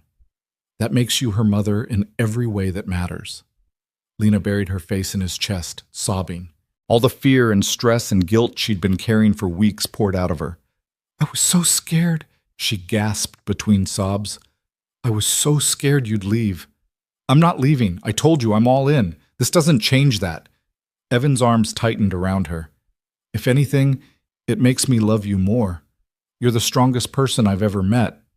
I don't feel strong. I feel like I'm barely holding it together most days. That's what strength looks like sometimes. Not being fearless, but being terrified and doing the hard thing anyway. They stood there for a long time, Lena crying into Evan's sweater while he held her and murmured reassurances. Eventually the tears slowed. Lena pulled back, looking up at him. I need to tell you something else, she said. Okay. I'm in love with you too. I have been for weeks. I wanted to say it that night on the balcony, but I couldn't. Not with this secret between us. But I love you, Evan. I love how patient you are with Maya, how gentle you are with Sophie, how you make me feel safe enough to be vulnerable. I love your terrible jokes and the way you always remember how I take my tea, and the fact that you keep stuffed animals in your pockets just in case. I love you, and I'm sorry I made you wait to hear it. Evan's smile was radiant. It was worth the wait. He kissed her forehead, her cheeks, finally her lips. I love you too. All of you. The parts you show the world and the parts you keep hidden. The strength and the fear. All of it. They sank onto the couch together. Lena curled into Evan's side. For the first time in 2 years, she felt the burden she'd been carrying lighten. Can I ask about Emma? Evan said after a while. What was she like? Lena smiled through fresh tears.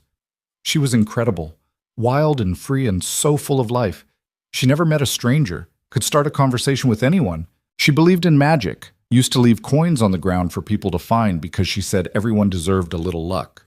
She sang constantly, even though she couldn't carry a tune to save her life. She made the best grilled cheese in the world, used this secret ingredient she wouldn't tell anyone, not even me. Maya has her spirit, Evan observed. That fearlessness, that joy. She does. Sometimes I look at Maya and I see Emma so clearly it takes my breath away. The way she laughs, the way she approaches the world with complete confidence. It's like having a piece of Emma back. Does Maya know about Emma? Not yet. She's too young to understand, but I'm going to tell her. I have pictures, videos, Emma's journals. I'm saving everything so Maya can know her birth mother when she's ready. Lena paused. I want her to know that Emma loved her, that she wanted her, that the only reason Emma isn't here is because life is unfair and cruel sometimes. That's beautiful and hard. Everything about this is hard, but it's also beautiful. Maya is the best thing Emma ever did, and raising her is the greatest privilege of my life. Evan kissed the top of her head. You're an amazing mother. I'm a terrified mother who has no idea what she's doing most of the time. Same. I think that's just parenting. They laughed, and the sound was light and free. The weight of the secret was gone, and in its place was something solid and real. What happens now? Lena asked. Now we keep doing what we've been doing, dating, spending time together, letting the girls be sisters, except now we do it without secrets, complete honesty from here on out. Complete honesty, Lena agreed. That sounds terrifying.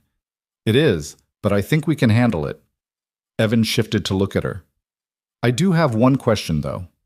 Anything. Your parents, are they still out of the picture? Lena's expression hardened. Completely. They made their choice. They chose their pride and their expectations over their daughter and granddaughter. I haven't spoken to them since Emma's funeral. Do you think that'll ever change? I don't know. Part of me hopes they'll come around someday, realize what they're missing. But I'm not holding my breath, and I'm not letting Maya grow up feeling unwanted by them. As far as she's concerned, our family is just us. And now us, Evan added softly. If you want it to be. I do want that, more than anything. They talked for hours, filling in details and answering questions. Evan wanted to know about Emma's pregnancy, about the early days with Maya, about the grief and exhaustion and joy of those first years. Lena wanted to know about Rachel, about how Evan had navigated single parenthood, about his fears and hopes for the future. By the time they picked up the girls from Carol's house, Lena felt lighter than she had in months. The secret was out, and the world hadn't ended. Evan was still here, still looking at her with love and admiration. Maya and Sophie tumbled out of Carol's house, covered in flour and joy. We made cookies, Sophie announced. So many cookies! Grammy said we were excellent bakers, Maya added proudly. Carol appeared behind them, laughing. They were very enthusiastic helpers. There's flour in places I didn't know flour could reach. Thank you for taking them, Evan said, hugging his mother. Anytime. You know I love it. Carol looked between Evan and Lena, a knowing smile on her face. You two look happy. Good talk? Very good talk, Lena confirmed. I'm glad. Carol squeezed Lena's hand. You're family now, you know. You and Maya, both. The simple statement brought tears to Lena's eyes again. Family. It was all she'd wanted, all she'd been searching for. That evening, they all had dinner at Evan's house, a chaotic affair involving the cookies the girls had made and frozen pizza because no one had the energy to cook. The girls were wound up from their day with Grammy, running circles around the living room and telling elaborate stories about the ducks they'd seen at the pond. After dinner, after baths and stories and the elaborate bedtime routine of two overtired toddlers, Lena and Evan finally collapsed on his couch. This is my life now, Evan said, staring at the ceiling. Constant chaos, no quiet moments, and I wouldn't change a single thing. Not a single thing, Lena teased. Well, maybe I'd make them sleep past 6 in the morning. That would be nice. Dream big. Evan turned to look at her, his expression serious. I am dreaming big. I'm dreaming of mornings where we all wake up in the same house, of bedtime routines that are ours together, not split between two places, of the girls sharing a room because they want to, not just for sleepovers, of building something permanent and real. Lena's breath caught. Evan? Too much? Too fast? No. Perfect. Perfectly terrifying, but perfect. We don't have to rush anything. We can take our time, do this right. But I need you to know that's where I'm headed. Toward you, toward us, toward forever. Forever, Lena whispered, testing the word. It didn't feel as frightening as it once had. I think I like the sound of that.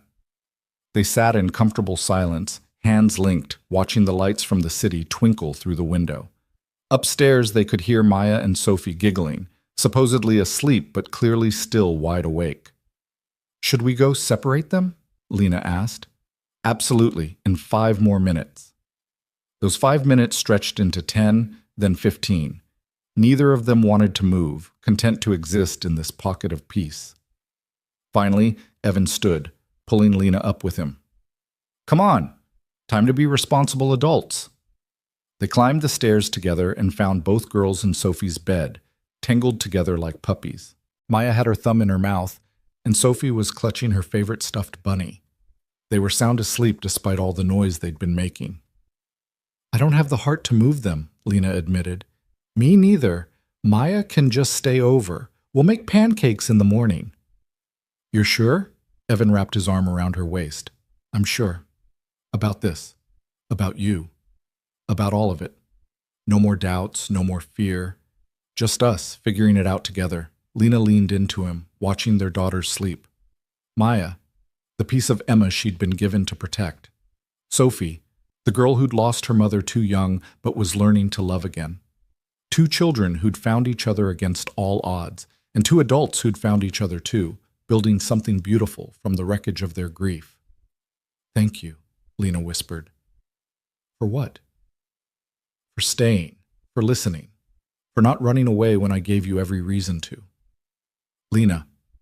Evan turned her to face him. I could never run from you. You're it for me. You and Maya both. The rest of my life starts now, and I can't wait to spend it loving you.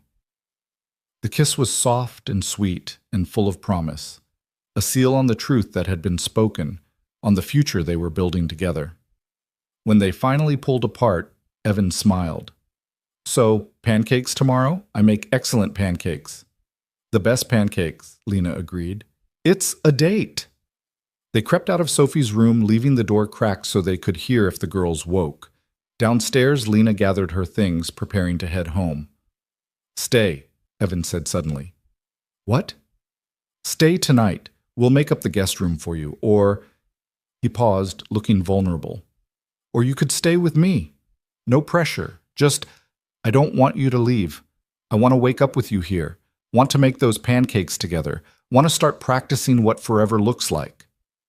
Lena knew she should hesitate, should think about the implications, should move slowly. But she was tired of being careful, tired of protecting herself from happiness. Okay, she said. I'll stay.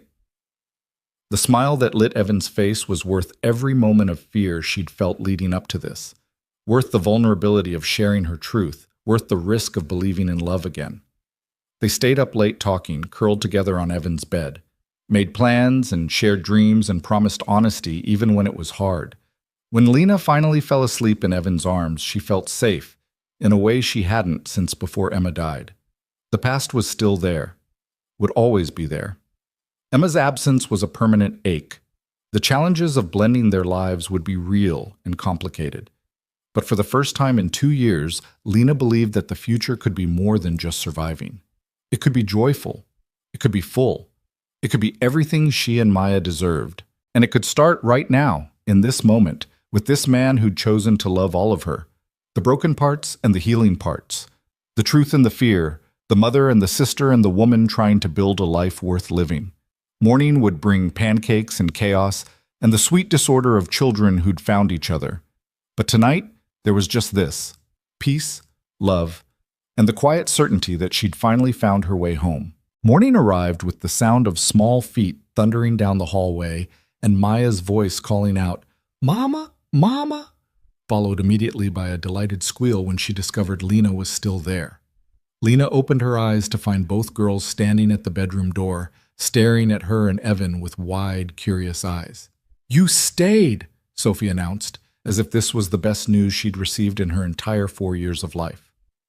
I did, Lena confirmed, sitting up and trying to smooth down her sleep-tangled hair. Is that okay with you? Sophie nodded vigorously, then climbed onto the bed between them.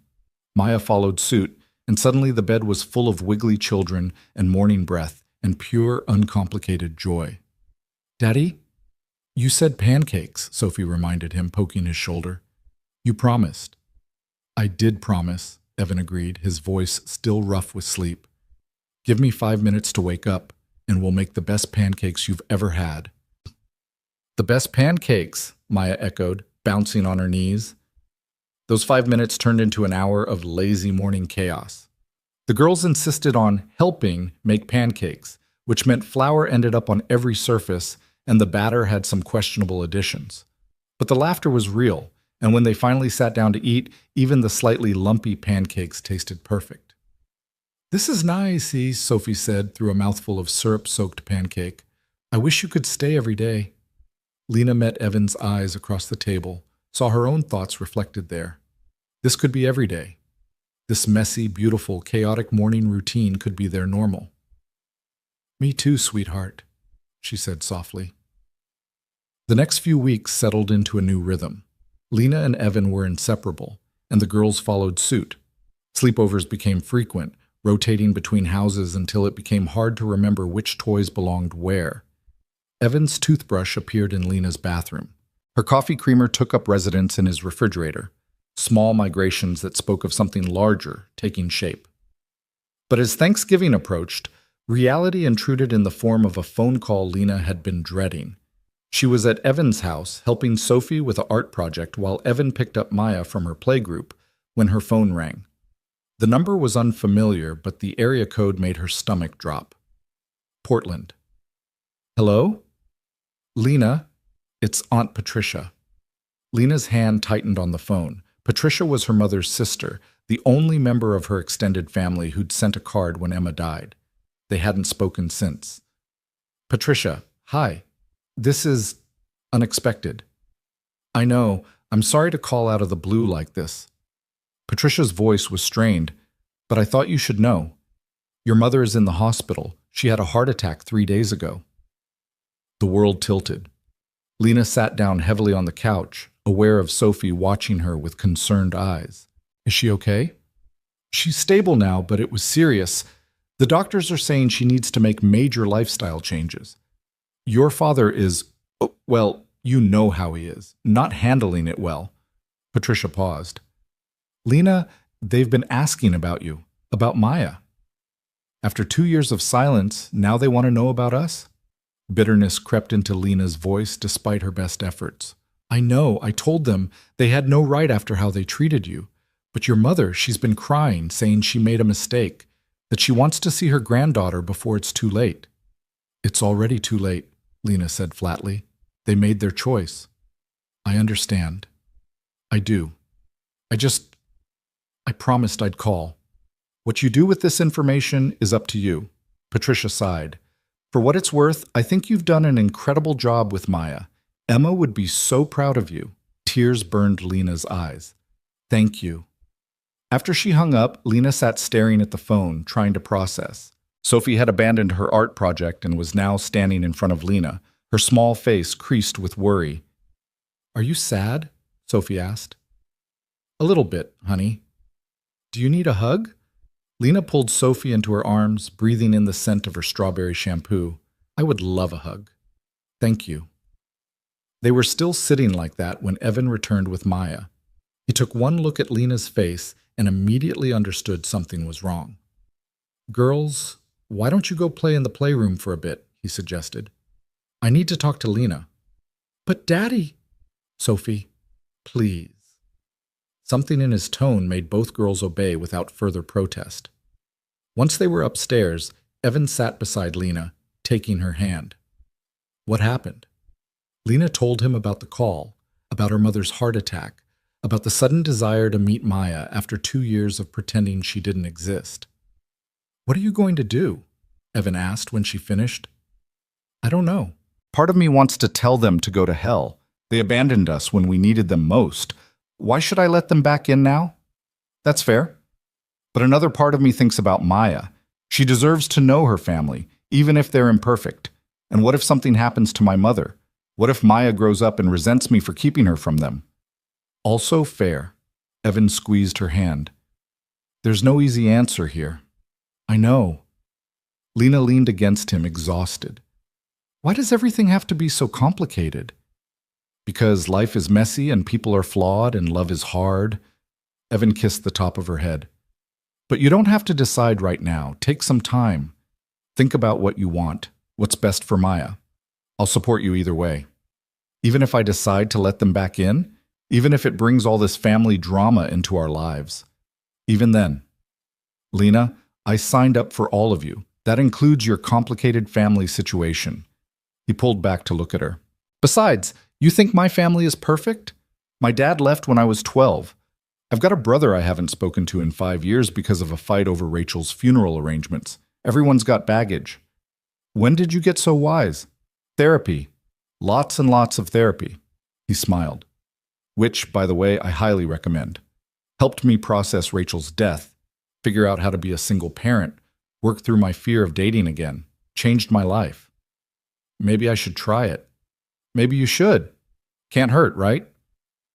That night, after the girls were asleep, Lena lay awake thinking about her mother. She remembered being young before Emma's pregnancy, when their family had been whole and happy. Summer barbecues and Christmas mornings and her mother's chocolate chip cookies. Those memories felt like they belonged to a different life, a different family. But they were real. And underneath all the hurt and anger, there was still a daughter who missed her mother. She picked up her phone, typed out a text to Patricia before she could overthink it. Can you send me the hospital information? I'm not making any promises, but I'd like to know how to reach her if I decide to. The response came quickly. Of course. And Lena, whatever you decide, you're a good daughter, a good person. Don't let anyone tell you otherwise. December arrived with the first real snow of the season. Maya and Sophie were beside themselves with excitement, begging to go outside before breakfast. Lena and Evan bundled them into so many layers they could barely move, then watched from the porch as the girls made snow angels and threw snowballs with terrible aim. I've been thinking, Evan said, his breath fogging in the cold air, about the holidays. What we want to do. Okay. My mom always does a big Christmas Eve thing. Dinner, presents, the whole 9 yards. And I know you usually keep things small with Maya, but I was thinking maybe this year we could combine our traditions. Do Christmas Eve with my family, then Christmas morning, just the 4 of us. The 4 of us, Lena repeated, testing the phrase. It felt right, natural. Unless you have other plans, or if it's too much too fast, it's not too much. Lena took his hand. I'd love that. Maya should know what it's like to have a big family Christmas. There's something else. Evan turned to face her fully. I want to tell my mom about Emma, about how you came to have Maya. She's going to adore you even more when she knows the whole story, and I don't want there to be secrets. But I wanted to make sure you're okay with it first. Lena considered. Carol had been nothing but welcoming, treating both Lena and Maya like family from the start. And Evan was right. Secrets had no place in the life they were building. Okay, but I want to be there when you tell her. I want to tell the story myself. They visited Carol the following Sunday, leaving the girls to build a blanket fort in her living room while the adults talked in the kitchen. Carol listened without interruption as Lena explained about Emma, about the adoption, about the decision to start over in Seattle. When Lena finished, Carol's eyes were wet with tears. Oh, honey, what you went through, what you've survived. She stood and pulled Lena into a fierce hug. You're an extraordinary woman, and Maya is lucky to have you. I'm lucky to have her, Lena managed through her own tears. And now you have us too. All of us. Carol pulled back, holding Lena at arm's length. I mean it. You're part of this family now, you and Maya both. Whatever you need, whenever you need it, we're here. The acceptance, so freely given, made something in Lena's chest crack open. This was what family was supposed to be. Not judgment or conditions, but unconditional love and support.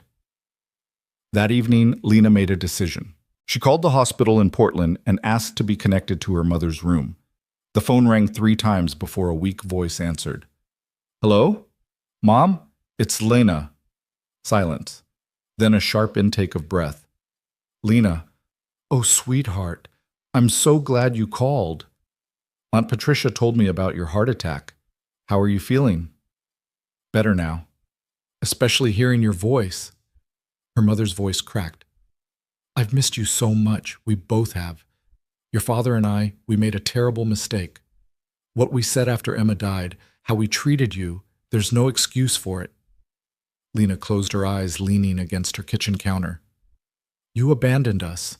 When I needed you most, you turned your back on me and on your granddaughter. I know, I was angry and scared, and I handled it all wrong, but Lena, please, give us a chance to make it right. Let us meet Maya. Let us try to be a family again. I don't know if that's possible. You hurt me. You made me feel like I wasn't enough, like choosing to raise Emma's baby was wrong. It wasn't wrong. It was the most right thing anyone could have done. Her mother was crying now. You honored your sister. You gave that baby a home and a mother who loves her. I was too blind to see it then, but I see it now. Please, Lena, I'm begging you, just one chance. Lena thought about Maya, about the grandparents she'd never known, thought about family and forgiveness and whether some bridges were meant to stay burned. I need time, she said finally. I need to think about this. And if I do decide to let you back in, it's going to be on my terms. Slowly, carefully, because I won't let Maya be hurt by people who might change their minds again. Of course, whatever you need, whatever you think is best. I'll call you in a few days, after I've had time to process. Thank you, Lena. Thank you for even considering it. After they hung up, Lena sat in the quiet of her apartment, trying to sort through the tangle of emotions. She was still angry, still hurt, but underneath it all was a tiny seed of hope that maybe, just maybe, something good could come from this. Her phone buzzed. Evan. How did it go? Lena. Complicated. Can you come over? Evan. Be there in 20 minutes. He arrived with takeout and wine, and they talked late into the night about family and forgiveness and how to protect the people you love while still giving them room to grow. Evan didn't tell her what to do, didn't push her in any direction. He just listened and held her and reminded her that whatever she decided, she wasn't alone. I think I want to try, Lena said finally, somewhere around midnight. Not for them, for Maya. She deserves the chance to know her grandparents, even if they're imperfect, even if it's scary. Then we'll make it work, Evan said simply. We'll set boundaries, take it slow, protect Maya first, but we'll try. We, Lena repeated. I like that you keep saying we. Get used to it. There's no more you and me separately. It's us now, a team. The week before Christmas, Lena's parents drove up to Seattle. She'd agreed to meet them at a neutral location, a family-friendly restaurant with a play area where the girls could escape if things got tense. Evan insisted on coming, bringing Sophie as a buffer and a support. Lena saw her parents the moment they walked in. They'd aged in the 2 years since she'd seen them. Her mother looked frail, still recovering from the heart attack. Her father's hair had gone completely gray. Mama, who are those people? Maya asked, looking up from her coloring. Lena took a breath. Those are my parents, baby. Your grandparents. They've come to meet you. Maya studied them with the solemn intensity she reserved for important moments. Okay. The reunion was awkward at first. Lena's mother cried the moment she saw Maya, and her father stood stiffly, clearly uncomfortable.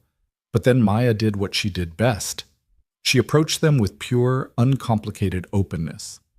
Hi, she said to Lena's mother. I'm Maya. I'm almost free. 3, Lena corrected automatically. Hello, Maya, Lena's mother said, kneeling down with some difficulty. I'm very happy to meet you. You look so much like your mama. Like Mama Lena or Mama Emma? Maya asked innocently. The question hung in the air. Lena tensed, waiting for her mother's reaction. You know about Emma? Her mother asked, looking up at Lena with surprise. Of course she knows, Lena said quietly. Emma is part of her story. I won't hide that from her. Lena's mother nodded, turning back to Maya. You look like both of them. You have Lena's smile and Emma's eyes. Mama Emma is in heaven, Maya announced, but Mama Lena is here and she loves me very much. I can see that. Lena's mother's voice broke. You're a very lucky girl. The lunch was tense but civil. Lena's parents asked careful questions about Maya's life, her favorite things, her friends. Sophie helped ease the tension, chattering away about preschool and the snow and the Christmas pageant she was in. Evan was quiet but present, his hand finding Lena's under the table whenever things got difficult. Toward the end of the meal, Lena's father finally spoke directly to her. "You've done well. With Maya, with your life. We were wrong to doubt you." It wasn't a full apology, but it was something. Lena nodded, not quite ready to forgive, but willing to acknowledge the effort. "I want Maya to know you," she said carefully, "but this has to be on my terms. You don't get to waltz back in and pretend the last 2 years didn't happen. You hurt me. You abandoned us. That doesn't just go away." "We understand," her mother said quickly. "We'll do whatever you need. We just want to be part of her life. Part of your life. Then we'll take it slow. Video calls at first, maybe, then visits. We'll see how it goes." After they left, Lena felt wrung out and emotionally exhausted. Evan drove them all back to his house, where he put on a movie for the girls and made Lena tea without asking. "You did good," he said, settling beside her on the couch. "Did I? I feel like I just opened Pandora's box." "Maybe, but maybe that box needed to be opened. Maya deserves to know all her family, and your parents deserve a chance to make amends. Doesn't mean you have to trust them completely or forgive them right away. It just means you're giving them a chance." "When did you become so wise about family dynamics?" "Therapy," Evan repeated, grinning. "Seriously, you should try it." Christmas Eve at Carol's house was everything Lena had hoped for and more. The house was full of Evan's extended family, cousins and aunts and uncles, and more noise and laughter than Lena had experienced in years. Maya and Sophie were passed from relative to relative, spoiled with attention and cookies and early presents. Lena helped Carol in the kitchen, learning the family recipes and listening to stories about Evan as a child. It was warm and chaotic, and felt like home in a way Lena's own childhood home never had. "He's happier than I've seen him in years," Carol said quietly, watching Evan play with the girls. "You've brought light back into his life, into both their lives." "He's done the same for us," Lena admitted. "Good. You deserve each other. You deserve this happiness." Carol squeezed her hand. "Welcome to the family, dear. Officially." That night, lying in Evan's bed after the girls had finally crashed from their sugar high, Lena felt a contentment she'd never thought possible. "Thank you," she whispered into the darkness. "For what?" "For this. For your family, for accepting us, for making us feel like we belong." Evan pulled her closer. "You do belong. You and Maya both. This is your family now, too." "I want to ask you something," Lena said, nerves suddenly jangling. "Okay. Move in with me, or I'll move in with you. I don't care where, but I want us to stop dividing our lives between two places. I want to wake up with you every morning. I want the girls to actually share a room because they live in the same house, not just for sleepovers. I want this to be real and permanent and official." Evan was quiet for a moment, and Lena's heart sank. Too much, too fast. She'd pushed too hard. Then he rolled over, turning on the bedside lamp so he could see her face. "I was going to ask you the same thing. I've been carrying around a key to this house for a week, trying to find the right moment." "Really? Really? I want you here. Want Maya here. Want our lives completely tangled together so we can't tell where one ends and the other begins." He reached into the nightstand drawer and pulled out a key. "Move in with us. Please." Lena took the key, tears streaming down her face. "Yes. Absolutely yes." They kissed, and it tasted like promises and forever, like the end of one chapter and the beginning of another. "We should probably discuss logistics," Evan said eventually, laughing, "like whose furniture we keep and where everyone sleeps and how we merge two households." "Tomorrow," Lena decided. "Tonight, let's just be happy about it." "I can do that." They turned off the light and lay together in the darkness, planning a future that felt suddenly, gloriously real. A house filled with laughter and chaos and love. Two girls who would grow up as sisters. Two adults who'd found each other through loss and were building something beautiful from the wreckage. "I love you," Lena whispered. "I love you too, so much." Outside, snow began to fall again, blanketing the city in white. Inside, Lena held on to Evan and thought about how far she'd come. From that terrifying day in the hospital when Emma died and she became a mother overnight, to this moment, lying in the arms of a man who loved her completely, who accepted her truth without flinching, who chose her and Maya every single day. The road had been hard. There would be more challenges ahead, merging households, navigating relationships with her parents, raising two daughters in a blended family. But for the first time since losing Emma, Lena believed they could handle whatever came. Because she wasn't alone anymore. She had Evan and Sophie and Carol and a whole extended family who'd claimed them as their own. She had her parents, tentatively rebuilding bridges. She had Sarah, her constant cheerleader. Most importantly, she had Maya, the child who'd saved her as much as she'd saved Maya. And she had herself, stronger than she'd ever known, braver than she'd believed possible, worthy of the love she'd found. The future was uncertain. It always would be. But lying there in Evan's arms, listening to the soft sound of his breathing, and the distant giggles of their daughters who were supposed to be asleep, Lena felt something she hadn't felt in 2 years. Peace. And the quiet, powerful certainty that she was exactly where she was meant to be. Moving day came on a gray January morning, the kind where Seattle seemed determined to wash away the old year completely. Lena stood in her apartment, soon to be her former apartment, surrounded by boxes, and felt the weight of what she was about to do settle over her shoulders. "Second thoughts?" Sarah asked, taping up another box of kitchen supplies. "Terrified thoughts," Lena corrected. "But not second ones. This is right. I know it is." "Then why do you look like you're about to jump off a cliff?" "Because I am jumping. I'm jumping and trusting that Evan will catch me, that this family we're building will hold, that I won't mess it up somehow." Sarah set down the tape and crossed to Lena, taking her hands. "Listen to me. You've already survived the worst thing that could happen. You lost Emma, and you kept going. You raised a baby alone in a new city with no support. You've been through fire, Lena. Moving in with a man who adores you? That's not jumping off a cliff. That's finally learning to fly." Lena hugged her friend tightly. "What would I do without you?" "Crash and burn, obviously."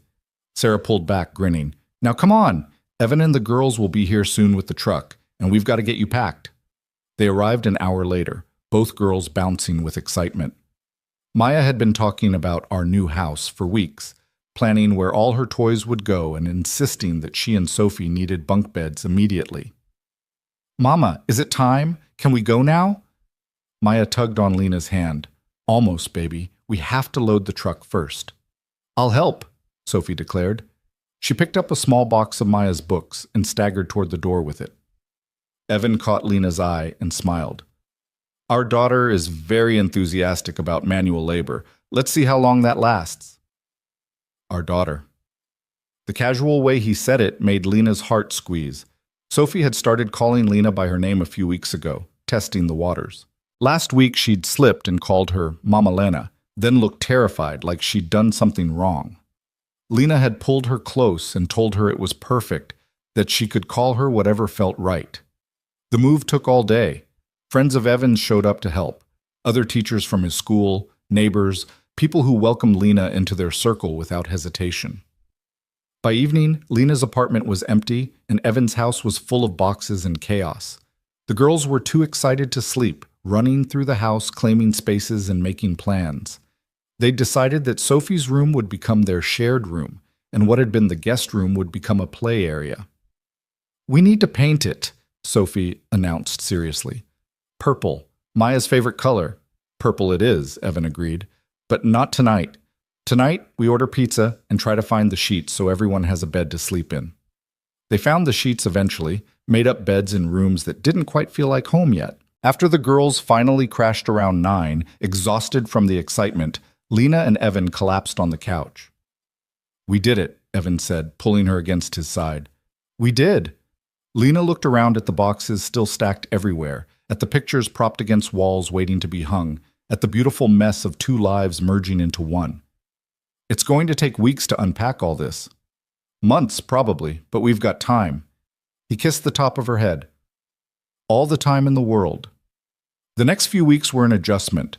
Learning each other's morning routines, negotiating closet space, figuring out whose coffee maker to keep and whose to donate.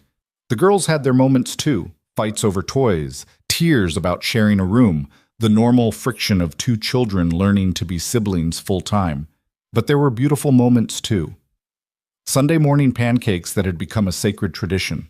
The four of them piled on the couch, watching movies, tangled together like puppies. Bedtime stories where both girls insisted on sitting in Lena's lap while Evan read.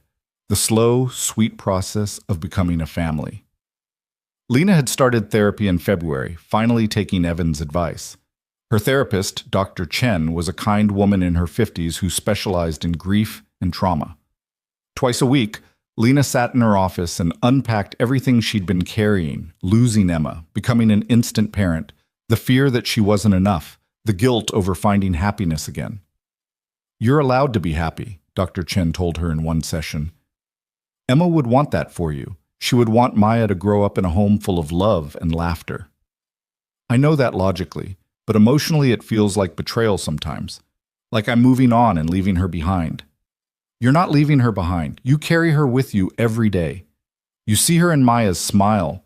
You honor her memory by being the mother she couldn't be. That's not betrayal. That's love. Those sessions helped more than Lena had expected. She learned to give herself grace, to accept that healing wasn't linear, to understand that she could grieve Emma and be happy with Evan at the same time. In March, they celebrated Maya's 3rd birthday with a party that filled the house with children and noise and joy. Lena's parents came, still tentative but trying. They brought gifts and admired the house and told Maya happy birthday with tears in their eyes. "She's wonderful," Lena's mother said quietly, watching Maya open presents. "You've done such a beautiful job with her." "Thank you." The words still felt strange, accepting praise from the woman who'd abandoned them. But Lena was trying, letting the relationship rebuild slowly. Her father pulled Lena aside later while the kids were eating cake. "I owe you an apology, a real one, not the half-hearted thing I gave you at the restaurant." Lena waited, barely breathing. "When Emma died, I didn't know how to handle it. She was my daughter, and I failed her. I was angry at her for getting pregnant, angry at myself for being angry, angry at the world for taking her. And when you took Maya, when you decided to raise her, it felt like a judgment, like you were saying I should have done more, been better." He wiped his eyes. "But you weren't judging me. You were just loving that little girl the way she deserved, and I was too caught up in my own pain to see it." "Dad, let me finish, please." He took a shaky breath. "You are one of the bravest people I know. You gave up everything to honor your sister and protect her child. You built a life from nothing, and now you've found love again, built this beautiful family. I'm so proud of you, Lena, and I'm so sorry it took me this long to say it." Lena fell into her father's arms and cried. They stood there in the kitchen while the party continued around them, two people trying to bridge 2 years of hurt and silence. "I'm sorry too," Lena whispered, "for shutting you out, for not trying harder to make you understand. You had nothing to be sorry for. Nothing. This is all on us." When they pulled apart, Lena's mother was there, joining the embrace. The three of them stood together, and Lena felt something she'd thought was permanently broken start to heal. That evening, after the party was cleaned up and the girls were in bed, Lena found Evan on the back porch. Spring was coming early to Seattle, and the air smelled of rain and new growth. "Big day," he said as she settled beside him. "Huge day." Lena leaned her head on his shoulder. "My dad apologized. Really apologized. How do you feel about that?" "Good. Scared? Hopeful. All of it at once." She paused. "Thank you for being patient with me. With all of this, I know having my parents in our lives adds complications. Families are complicated. That's what makes them families." Evan took her hand. "Besides, Maya deserves to know her grandparents. And you deserve to have your parents back if that's what you want." "I think I do. It won't ever be what it was before Emma died. But maybe it can be something new. Something better." They sat in comfortable silence, watching the sky fade from gray to dark. Inside, they could hear the girls giggling, supposedly asleep but clearly still wired from the party. "I want to ask you something," Evan said suddenly. "Okay." He stood, pulling Lena to her feet. Then, to her complete shock, he knelt down on one knee. "Evan, Let me get this out before I lose my nerve. He pulled a small box from his pocket, hands shaking slightly. I had this whole plan. Fancy dinner, perfect timing, a speech I'd been rehearsing for weeks. But then today happened, and I watched you with your parents and with our daughters and with everyone we love, and I realized I didn't want to wait for the perfect moment. This is the perfect moment. Right now, in our house, with our girls upstairs, on the day we celebrated Maya turning 3. Lena's hands flew to her mouth, tears already streaming. Lena Harper, you walked into my life carrying more than a diaper bag. You carried grief and courage and this fierce, protective love for your daughter that made me fall for you immediately. You've taught me that family isn't about biology or perfection. It's about choice. It's about showing up every single day and choosing to love someone, even when it's hard. Especially when it's hard. Evan, I'm not done. He smiled through his own tears. I choose you. Every day for the rest of my life, I choose you. I choose Maya. I choose the messy, complicated, beautiful family we're building together. Will you marry me? Will you let me spend the rest of my life proving that you made the right choice when you took a chance on that blind date? Yes. The word came out as a sob. Yes. Absolutely yes. Evan slid the ring onto her finger, a simple band with a small diamond that caught the porch light. Then he stood and kissed her like they were the only two people in the world. A crash from inside made them break apart. They're kissing! Sophie's voice carried clearly through the window. Mama! Evan! Maya's shriek followed. Both girls tumbled out onto the porch in their pajamas, having clearly been spying the entire time. Are you getting married? Sophie demanded, like in the princess movies. We are, Evan confirmed, scooping her up. Does that mean Maya is really my sister now? Forever and ever. Forever and ever, Lena agreed, pulling Maya into her arms. Yes! Both girls screamed in unison, so loud the neighbors' lights turned on. They stood there on the porch, the four of them wrapped in a group hug, and Lena felt the final piece of her heart click into place.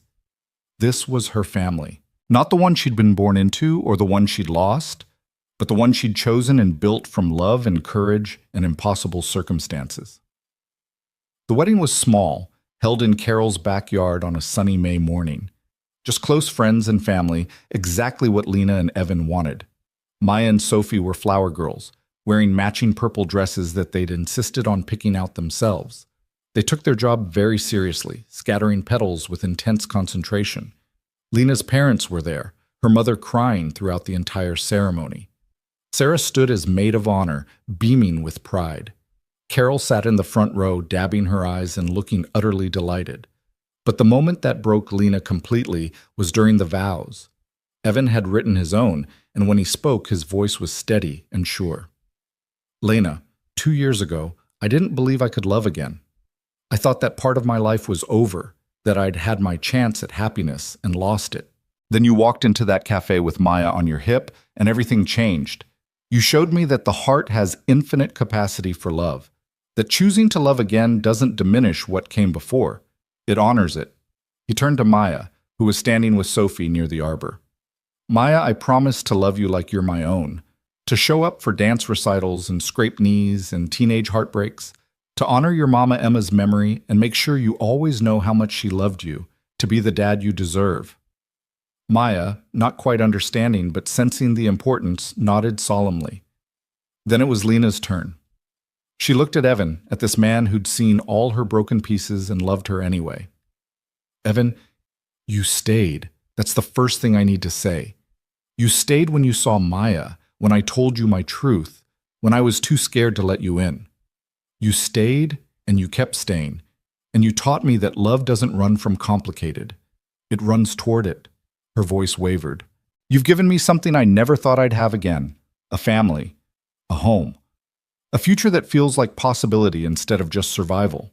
You've loved my daughter like she's yours. You've been patient with my healing and gentle with my grief. You've shown me that it's okay to be happy again. She turned to Sophie. Sophie, thank you for sharing your dad with us. Thank you for being Maya's sister and my daughter. I promise to love you fiercely and show up for you always, to never try to replace your mama, but to give you all the love I have anyway. There wasn't a dry eye in the garden by the time they exchanged rings. When the officiant finally pronounced them married and Evan kissed her, their daughters cheered louder than anyone else. The reception was in the same backyard, tables set up under string lights and paper lanterns. There was dancing and laughter and toasts that made everyone cry and laugh in equal measure. Lena danced with her father, with Evan, with both girls at once. She talked with her mother about planning future visits, about being part of each other's lives again. As the sun set and the party continued around them, Evan pulled Lena away to a quiet corner of the garden. "Happy?" he asked. Deliriously, she kissed him softly. "Thank you for this. For all of it. Thank you for saying yes. To the date, to moving in, to forever." They watched their daughters chase fireflies across the lawn, heard their laughter mixing with the music and conversation.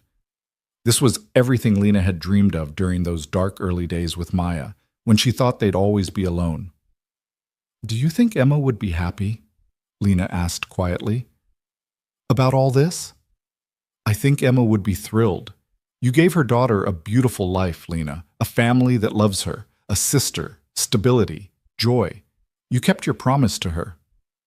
"I wish she could see it." "Maybe she can." Evan pulled her closer. "And even if she can't, we'll make sure Maya knows her story. That she was loved by two mothers, one who gave her life and one who gave her everything else." The girls ran up to them, breathless and glowing. "Mama, did you see? We caught 3 fireflies." Maya held up her cupped hands carefully. "Very impressive, baby. Can we keep them?" "How about we let them go and make a wish?" Lena suggested. "That's what my sister and I used to do when we were little." "What should we wish for?" Sophie asked.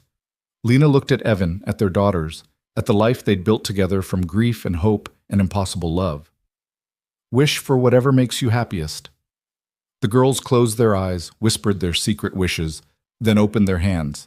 The fireflies rose into the darkening sky, little points of light floating upward. "I wished for ice cream," Maya announced immediately. "I wished for a puppy," Sophie added. Evan laughed. "Well, one of those wishes I can make come true right now. Who wants cake?" "Me!" both girls shrieked, racing back toward the party. Lena stayed where she was for a moment, watching the fireflies disappear into the twilight. She didn't make a wish. She didn't need to. Everything she'd ever wanted was right here, in this garden, in this moment, in this family she'd built from the ashes of loss. She felt Evan's hand slip into hers. "You coming, Mrs. Brooks?" Mrs. Brooks? Her new name? Her new life. She smiled. "Yeah, I'm coming." They walked back to the party together, and Lena looked back one last time at the darkening sky. Somewhere up there, she liked to imagine Emma watching. Emma, who'd given her the greatest gift, a daughter to love, a reason to keep going, a second chance at happiness. "Thank you," Lena thought, "for everything, for Maya, for showing me what love really means. I'll take care of her, I promise. We both will." The months that followed were full of the ordinary magic of daily life, school drop-offs and grocery shopping and family dinners. Sophie starting kindergarten with Maya cheering her on. Weekend trips to the coast where the girls collected shells and Evan taught them about tide pools. Quiet evenings after bedtime where Lena and Evan talked about everything and nothing. Lena's relationship with her parents continued to heal, slowly but steadily. They came for dinner once a month, brought thoughtful gifts for the girls, and told stories about Emma that made her feel present again. Her mother and Maya had developed a special bond over baking. Emma's secret grilled cheese ingredient had apparently been a little garlic powder, a secret her mother finally revealed. In August, on what would have been Emma's 30th birthday, Lena took Maya to the beach where she'd scattered some of Emma's ashes 2 years ago. Sophie and Evan came too, understanding that some moments needed to be shared. Mama Emma would be 30 today, Lena told Maya, who was now 3.5 and understood more than she used to. "She was my sister, and she loved you very, very much." "I wish I could meet her," Maya said, her small face serious. "Me too, baby. But she's always with us, in here." Lena pressed her hand over Maya's heart. "Every time you're brave or kind or silly, that's her. She gave me you, and that was the best gift anyone ever gave me." Maya thought about this, then picked up a shell. "Can we leave this here for her, so she knows we remembered?" That's a beautiful idea. They placed the shell carefully on the sand and Sophie added one of her own. For Mama Emma, she said solemnly. Thank you for Maya.